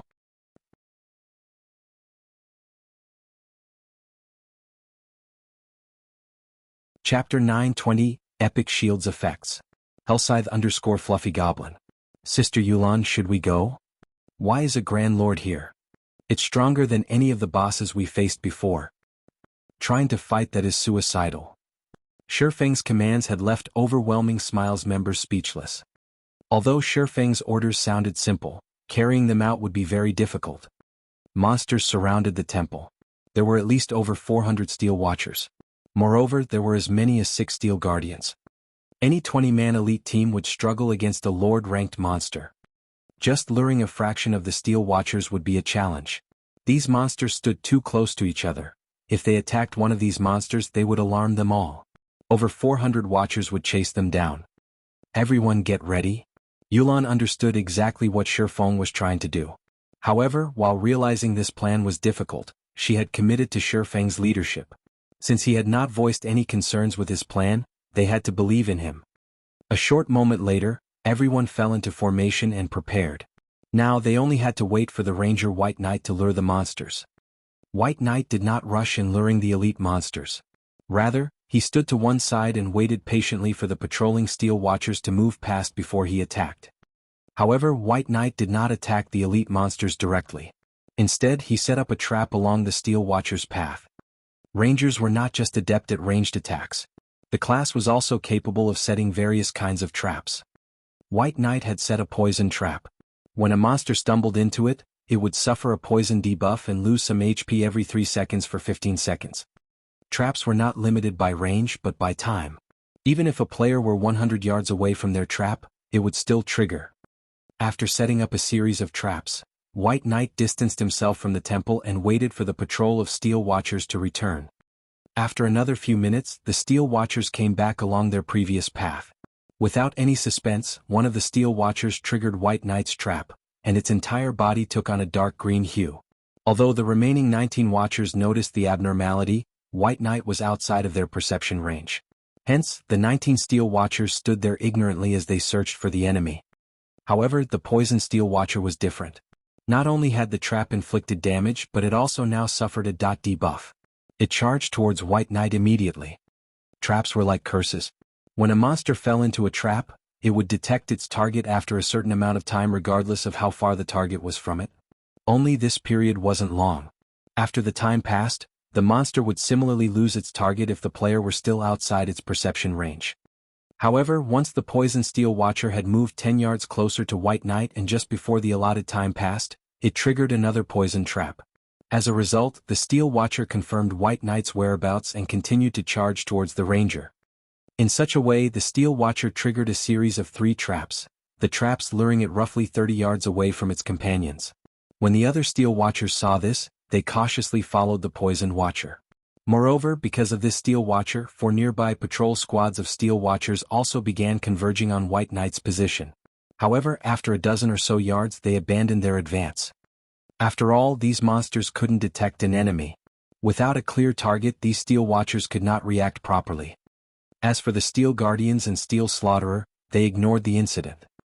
Damn, that's possible? Minor Wind was stunned upon seeing this method. Minor Wind wasn't the only person present surprised. Yulan and the others also wore shocked expressions. With a single move, White Knight had lured the elite monsters away from the troublesome lords and Grand Lord. With this, they didn't have to fear pulling the boss's aggro while they wiped out the elite monsters. Dealing with the bosses afterward would be much easier. After moving into the Watcher's perception range, White Knight knocked his arrows and fired 3 frost arrows at the poisoned Steel Watcher. The 3 arrows sped through the air and struck the poisoned elite. -6,618. -6,627. -13,216. Not only did the poisoned Steel Watcher instantly lose a large portion of its HP, but its movement speed and attack speed had also been reduced. Just before the Poison Steel Watcher reached White Knight, the Ranger had depleted its 120,000 HP, and its heavy body fell to the ground with a loud boom. As for the Steel Watchers following closely behind, at Shifeng's command, the team's ranged classes bombarded the monsters with AoE attack and control skills. After a moment, every Steel Watcher died without any need for an MT, granting everyone EXP. After dealing with the first wave of Steel Watchers, the following waves became much easier. Once the team had cleared over half of the Steel Watchers around the temple, the Steel Slaughterer and Guardians could no longer remain idle as they charged towards the team. Unlike the low-intelligent Steel Watchers, however, the Grand Lord and Lords immediately targeted the healers. Kola, intercept the Grand Lord. Other MTs, lead the Guardians away. Shifeng hurriedly shouted. Kola, who resembled a grizzly bear, raised his dragon scale shield and charged at the Grand Lord. The Steel Slaughterer towered like a mountain. In front of its gigantic stature, Kola was an insignificant ant. Moreover, no player could stand against the power of a Grand Lord's charge. They had to dodge it if they wanted to survive. Contrary to expectations, however, Kola moved straight towards the Steel Slaughterer's feet, raising his shield and bellowing a war cry. Tier 1 skill Justice Bash. Immediately, Kola's body released a golden glow as he doubled in size. He then crashed into the Slaughterer's calf. Boom. The powerful impact generated a strong wind that swept over the other players. Kola had only managed to stabilize his body after taking 3 steps back, a damage of more than -6,000 points appearing above his head. To Kola, who had 22,400 HP, the damage was acceptable. After the healers sent him a few heals, Kola's HP instantly recovered to full. As for the Steel Slaughterer, its charge had been abruptly halted, and it trembled slightly. The watching team members were stupefied. He blocked it? Just like that? Yulan's mind froze. No MT could even stand against a level 40 Great Lord's strength. They needed at least 3 to 5 MTs blocking to stop one of its attacks. But this was a Grand Lord, and even sending 5 MTs would be tantamount to suicide. Yet, Kola had stopped the Steel Slaughterer charge without any help. It was unbelievable. So, Zero Wing has such a powerful MT. I see why Yi Feng said that one person would be enough. White Knight, Bloodsucker, and the others were similarly shocked. Although they had not tested the Steel Slaughterer's strength personally, they could make an educated guess. Most likely, no other MT on their team could replicate Kola's feat of tanking a Grand Lord by himself. This epic shield is the best. Kola was ecstatic as he looked at the shield in his hand. Initially, he had been prepared to be thrown when he charged at the Steel Slaughterer. In the end, however, he was only forced back by 3 steps. However, Kola quickly regained his focus and proceeded to use Shield of Vengeance against the Steel Slaughtherer's calf, causing -3,475 damage. Shield of Vengeance came with a shock effect. Although its damage was not particularly high, the skill felt powerful to others and would draw a monster's attention to the skill's user. In the blink of an eye, the Steel Slaughterer switched focus to Kola.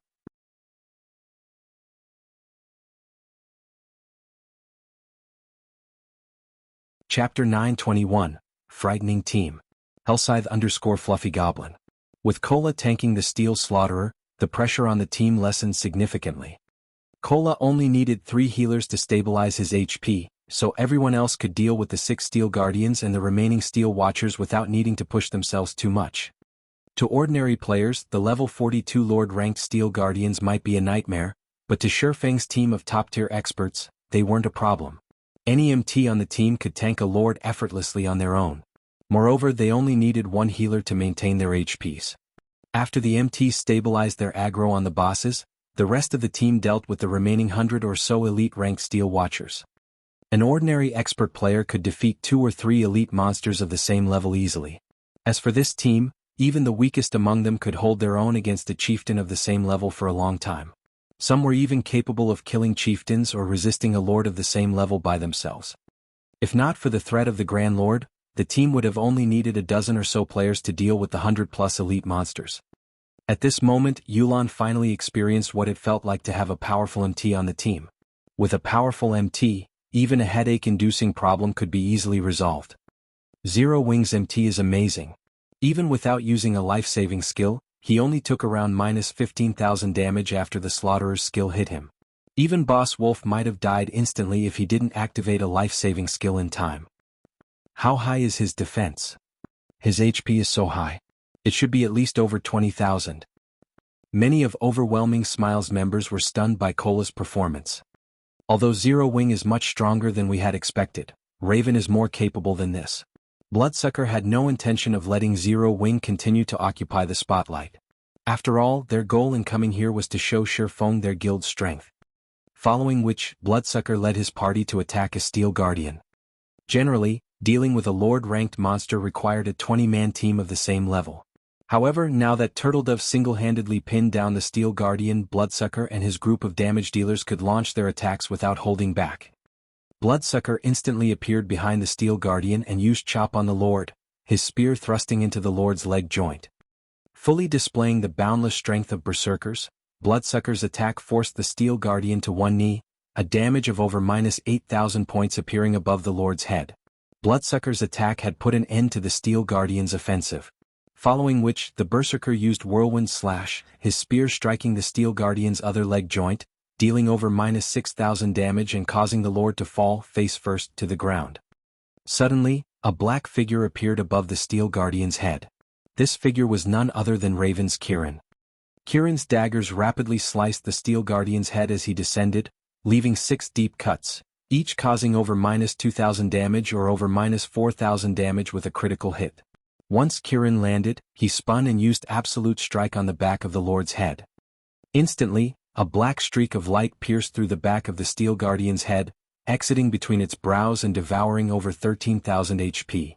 The other Raven members joined the fray, bombarding the Steel Guardian with attacks. Overall, Raven's Steel Guardian lost HP far faster than the Steel Guardian that Overwhelming Smile dealt with. Moreover, Raven's members disabled the Guardian with every attack. As a result, Turtledove had an easy time tanking the Lord, so much so that she no longer required the help of a healer. However, Owl did not lag behind Raven in the least. The adventurer team's 14 members fought 2 Steel Guardians simultaneously. White Knight's Steel Guardian in particular, lost HP faster than Raven's target. White Knight's normal arrow attacks could deal over -3,000 damage to the Steel Guardian. When he used skills such as Burst Arrow, his attacks easily dealt over -10,000 damage, over -20,000 damage if it were a critical hit. Moreover, his attack speed was on par with an assassin's. With Owl and Raven's members taking action, 3 Steel Guardians were dealt with. As for Zero Wing's members, they focused on the Steel Slaughterer. The situation left Yulan speechless. Shifeng's side had dealt with 80% of the battle, leaving her side with very little room to display their strength. Her side only needed to deal with 3 Steel Guardians and the remaining Watchers. Yulan even began to suspect that even if her team of 50 stood idle, Shifeng's side could finish the battle by themselves. In less than 10 minutes, all 6 Steel Guardians and the 100+ Steel Watchers were dead. In contrast, Shifeng's entire team was also alive and well. Now only the Steel Slaughterer remained. As the team began to think that they would easily pass this stage, the Steel Slaughterer stomped its feet. With a loud boom, the ground shattered. The following impact sent everyone flying. Although the players only received between -1,000 and -4,000 damage, they were all thrown 50 yards away from the Grand Lord. The Steel Slaughterer then raised its hands. A gigantic blue magic array formed in the sky, countless arcs of lightning gathering at the Slaughterer's hands. Anything these blue arcs touched instantly turned into ash. As if Armageddon had arrived, the team could feel a deathly aura loom over them. The boss is going to activate a team wipe skill. All MTs stand at the forefront and activate your life-saving skills. Everyone else stand behind the MTs. Drink a magic resistance potion. Guardian Knights, activate your magic resistance aura. Shifeng ordered, showing no signs of panic. After the monsters around the Steel Slaughterer died, the Grand Lord would activate a powerful AoE skill called Thunder Destruction. The skill's range covered the temple and its grounds, so it was impossible to dodge. Their only option was to survive it. On the other hand, if a team focused on the Steel Slaughterer without finishing off the other monsters, when the Grand Lord's HP fell below 70%, it would still use this move. After receiving this skill, the team would either be dead or crippled. Facing the Lords and Elites after that would only end with their deaths. Hearing Shifeng's command, everyone flew into action. All 10 MTs stood in front of the team and activated either shield wall or protection blessing. As for the clerics and oracles standing at the rear, they cast their respective shields on the MTs. Simultaneously, everyone drank a basic magic resistance potion. Although the potion did not provide much magic resistance, it was better than none at all. Suddenly, the steel slaughterer's fists hammered the ground. Immediately, blue ripples spread out from the Grand Lord. The collision from a single blue ripple forced the MTs back by 5 or 6 steps, shattering the support barriers around them and dealing around -8,000 damage to each. As for the others, the attack sent them flying. However, they received much less damage, only around -4,000. "Quickly heal everyone," Shi Feng shouted. The steel slaughterer's attack would only happen once, but multiple times. As soon as the healers finished casting the first wave of heals, the second shockwave struck, followed by the third, fourth, fifth, and sixth.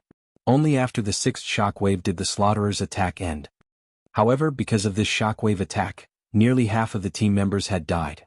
As for the MTs standing on the front line, only 5 of the 10 were still alive. At this moment, everyone finally realized that they had greatly underestimated Grand Lords. A Grand Lord's AoE skills were far more powerful than an ordinary Great Lord. If not for Shi Feng's quick thinking, they might have team-wiped.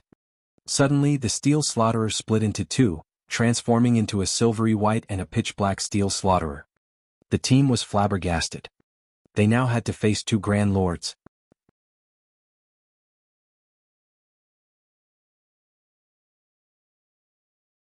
Chapter 922, Splendid Cooperation.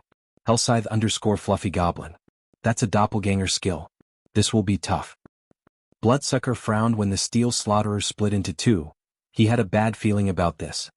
One of the worst kinds of skills players could come across when fighting bosses were doppelganger skills, particularly doppelgangers like this that did not have weakened attributes. The only saving grace was that such doppelgangers usually shared HP. Overall, however, the boss would be far more difficult to deal with than if it simply gone berserk and gained a huge boost to its attributes. Now that nearly half of their team was dead, their likelihood of defeating the 2 Grand Lords was very low. First of all, they only had half of their MTs. Secondly, the Grand Lord's overall combat power had not simply doubled. If the 2 Grand Lords superimposed their attacks, they would deal double the damage. Against such a powerful attack, even an MT like Cola would die without every healer focused on him. If these Grand Lords used that shockwave move again, we might as well give up. Yulan frowned, her willowy brows meeting as she looked at the 2 steel slaughterers. She had never imagined that this Grand Lord would be so difficult to deal with. "Guild leader, what should we do? Should we activate our berserk skills?" Aqua Rose sent Shi Feng a whisper. "Cola, tank the white one. Turtledove, you'll assist him. The other 3 MTs will be responsible for pinning down the black one. Keep them 50 yards away from each other. All healers, stand in a triangular position to the 2 bosses and stand as far away as you can to heal the MTs," Shi Feng commanded calmly. The steel slaughterer was an important stage boss. The system would not allow players to clear the entrance trial so easily. Moreover, as Yulan had guessed, when the steel slaughterer's HP fell below 30%, both Grand Lords would still use Thunder Destruction again. The skill wouldn't be any weaker than the previous attack either. In the past, before players had discovered an appropriate countermeasure, many expert teams had fallen to this move. Although nobody knew the reason behind Shi Feng's command, they moved according to his orders without hesitation. After all, it was only thanks to Shi Feng's guidance that they had come this far. Very quickly, everyone fell into position. Cola still had a relatively easy time dealing with the white steel slaughterer, receiving only 5,000 or 6,000 damage from each of the Grand Lord's normal attacks. Even when a skill struck him, he only lost around 15,000 HP. When he had the buffs from clerics and oracle shields when he received an attack, he received even less damage. On the black steel slaughter's side, however, Moonlight Knight, the lead MT for that doppelganger, teetered between life and death. Moonlight Knight lost over 8,000 HP due to a normal attack.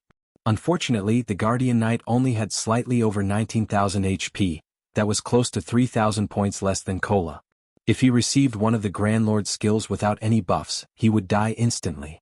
Although Moonlight Knight relied on his techniques and positioning to evade the black steel slaughterer's attacks, the Grand Lord's speed and strength was overwhelming. Moreover, the boss's attacks covered a wide area. It was very difficult to bridge the gap with techniques and positioning alone. After all, the Guardian Knight class did not boast high agility. It was mainly a meat shield. Fortunately, with 3 MTs taking turns tanking the boss, they could, somehow, avoid fatalities. Everyone focus your attacks on the white boss, Shifeng shouted. Under Shifeng's command, the team launched their skills at the white steel slaughterer. However, the Grand Lord's defense was quite high. Its innate magic resistance was also high due to it being an elemental being. The majority of the team members only dealt around -2,000 damage, -4,000 with critical hits. Even Bloodsucker and Kirin, powerful DPS players who wielded epic weapons, only dealt around -4,000 to -5,000 damage with their skills. As for White Knight, his overall damage was slightly higher than Bloodsucker. However, compared to White Knight and Bloodsucker, Shifeng's and Fire Dance's damages were shocking. Epic weapon wielders like White Knight and Bloodsucker already dealt awe-inspiring damage, yet Shifeng and Fire Dance surpassed them by a large margin. Upon arriving behind the Steel Slaughterer, Shifeng brandished Killing Ray. Immediately, damages of over -6,000 points appeared above the boss's head, one after another. Moreover, every hit was a critical normal attack. When Shifeng used a skill, his damage soared to 10 or 20,000. His performance was dazzling. The various players wouldn't be terribly surprised if only Shifeng's performance were so magnificent, yet Fire Dance, who fought beside him, also resembled a humanoid lord. With an overwhelming lead, these two occupied the first and second place in the boss's damage rankings. Among them, Shifeng only held first place with a small lead. Although Fire Dance possessed the fragmented legendary weapon Thousand Transformations, Shifeng's Abyssal Blade and Heavenly Dragon's Breath had both improved. Including the gap between their techniques and skills, Fire Dance had no advantage over Shifeng. Moreover, they both possessed extremely high strength attributes. When the two of them attacked, they matched their attacks to strike a single location. One person's strength might not cause a significant impact, but with their strengths combined, their attacks affected the Steel Slaughterer. Unfortunately, such combination attacks were difficult to achieve. If both individuals had not reached a certain combat standard, accomplishing such a feat was practically impossible. Overall, Shifeng and Fire Dance's occasional combination attacks against the Steel Slaughterer's joints had greatly lessened the burden on Cola and Turtledove. The healers could now split their concentration and focus more on the MTs on the other side. How are they accomplishing this? Am I seeing things? They can actually combine their attacks to shake such a powerful Grand Lord. Everyone was dumbfounded as they watched Shifeng and Fire Dance's attack rhythms, which closely resembled each other's. They had never imagined that players could use this method to deal with bosses. Although they, as experts, could also match their attack rhythms with others, Shifeng and Fire Dance's achievement was not that simple. These two were even capable of accurately striking the same position as if they had discussed this beforehand. In addition, they were fought impressively fast, which increased the feat's difficulty exponentially. The intricate control required to combine two sources of strength could easily cause an expert to go mad. This was no longer a lack of techniques. This feat required two people to possess a relatively high synchronization rate with each other. However, what everyone did not know was that, during their daytime training sessions in the real world, Shifeng often sparred with Fire Dance. Hence, they were very familiar with each other's attack patterns. Otherwise, they wouldn't be able to cooperate this seamlessly. How high are their attributes? Bloodsucker and White Knight had not only noticed the two players' perfect coordination. They were actually more curious about Shifeng and Fire Dance's basic attributes. Without sufficient strength, even if Shifeng and Fire Dance could combine their attacks, they would not shake the Steel Slaughterer. Previously, Bloodsucker had thought that Shifeng and Fire Dance was only slightly stronger than him in terms of attributes. After witnessing this, however, he finally understood just how wide the gap was between them. As for White Knight, he was curious about the Guild Zero Wing. After witnessing Black Flame's performance, he had already begun to re-evaluate his opinion of the upstart guild. Yet another two monsters had emerged from Zero Wing. Feng Shenyang has truly doomed Underworld. Yolan's eyes twitched as she watched the team's damage statistics against the boss.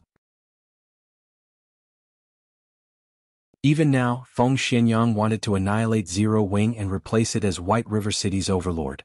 After watching this, however, Yulan realized how foolish the man's actions were. Previously, she had not had a clear grasp of Zero Wing's top experts. Now she understood. She also how wide the gap was between Zero Wing's main force and hers, which she formed with Underworld's connections. It was no wonder why Zero Wing had not feared the Dragon Phoenix Pavilion and later dared to offend King's return. Now, it seemed that Zero Wing's main force was no weaker than the main force of God's domain's major powers. One would even be hard-pressed to find frightening damage dealers such as Shifeng and Fire Dance on those teams, not to mention a powerful MT like Cola. With such a composition, they could collect top-tier equipment as fast as those major powers. Following which, the Steel Slaughterer's HP decreased at a rate visible to the naked eye. Very quickly, its HP fell to 30%. Suddenly, the Steel Slaughterers on both sides stomped the ground, forcing the players away. We're doomed. Everyone knew that the battle was over when they saw the Grand Lords prepare to use Thunder Destruction simultaneously. One boss using this skill had already left them standing at death's door. If both bosses used this skill simultaneously, the stacked damage would undoubtedly blast them through that door. Everyone hide beside the white boss. Moonlight, you three hide beside the black boss. You'll be responsible for tanking the boss. Blackie, give Moonlight Night Guardian of Light. Cola, activate Dragon Scale Body. Shifeng shouted. Guardian of Light could reduce the damage the target received as well as heal the target. Meanwhile, Dragon Scale Body would increase Cola's defense by 200%, HP by 300% and recovery ability by 500%. After activating Protection Blessing as well, Cola could even survive without any healing. The Black Steel Slaughterer was simply too far away. It was impossible for the other three MTs to reach the White Slaughterer in time. Hence, he had to leave the MTs with Moonlight Knight to fend for themselves. Fortunately, they had a skill like Guardian of Light so they could save at least one of them. Otherwise, without anybody tanking the Black Steel Slaughterer, the two Grand Lords would obliterate the team. After Shifeng issued his orders, everyone burst into action. Shortly after, both Steel Slaughterers activated Thunder Destruction. The power their skills contained was no weaker than the last time. The only difference was that each Steel Slaughterer only launched 3 shockwave attacks instead of 6. What's going on? Everyone was confused when they noticed that no one had died. They should have received 6 damages. This time, however, they had only suffered 3. Moreover, none of the Black Slaughterer's shockwaves had hit them. As for Moonlight Knight's side, all 3 MTs had survived. Did the shockwaves offset each other? Yulan suddenly thought of their positions. They just so happened to be standing in line with the 2 Steel Slaughterers. With this, the shockwaves the Black Slaughterer had released had been offset by the White Slaughterers before any had reached them. They hadn't suffered any damage from the Black Slaughterer's attacks. Yulan wasn't the only one who had realized what had just happened. Bloodsucker and White Knight had reached the same conclusion.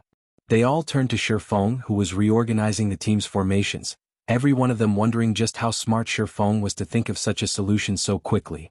If they had been in charge, they would have only been able to wait for their deaths. After the Steel Slaughterer's attacks, the 2 Grand Lords did not use any powerful AoE skills. In less than 10 minutes, both bosses died by Shifeng's hands, granting everyone an abundance of EXP. Even after they shared the EXP, several of Overwhelming Smile's level 38 members rose to level 39. Shifeng's experience bar had also risen by nearly 6%. Compared to killing an ordinary Grand Lord, the Steel Slaughterer provided far more EXP. Meanwhile, due to divine providence, the Steel Slaughterer dropped over a dozen items. You're tuning in to the Han Li's Wuxia Adventures YouTube channel. We're so grateful for your support and don't forget to subscribe to join us on this incredible journey through captivating stories. Your generosity through donations truly makes a world of difference, as it's the primary source of revenue that allows me to expand and enhance this channel for you.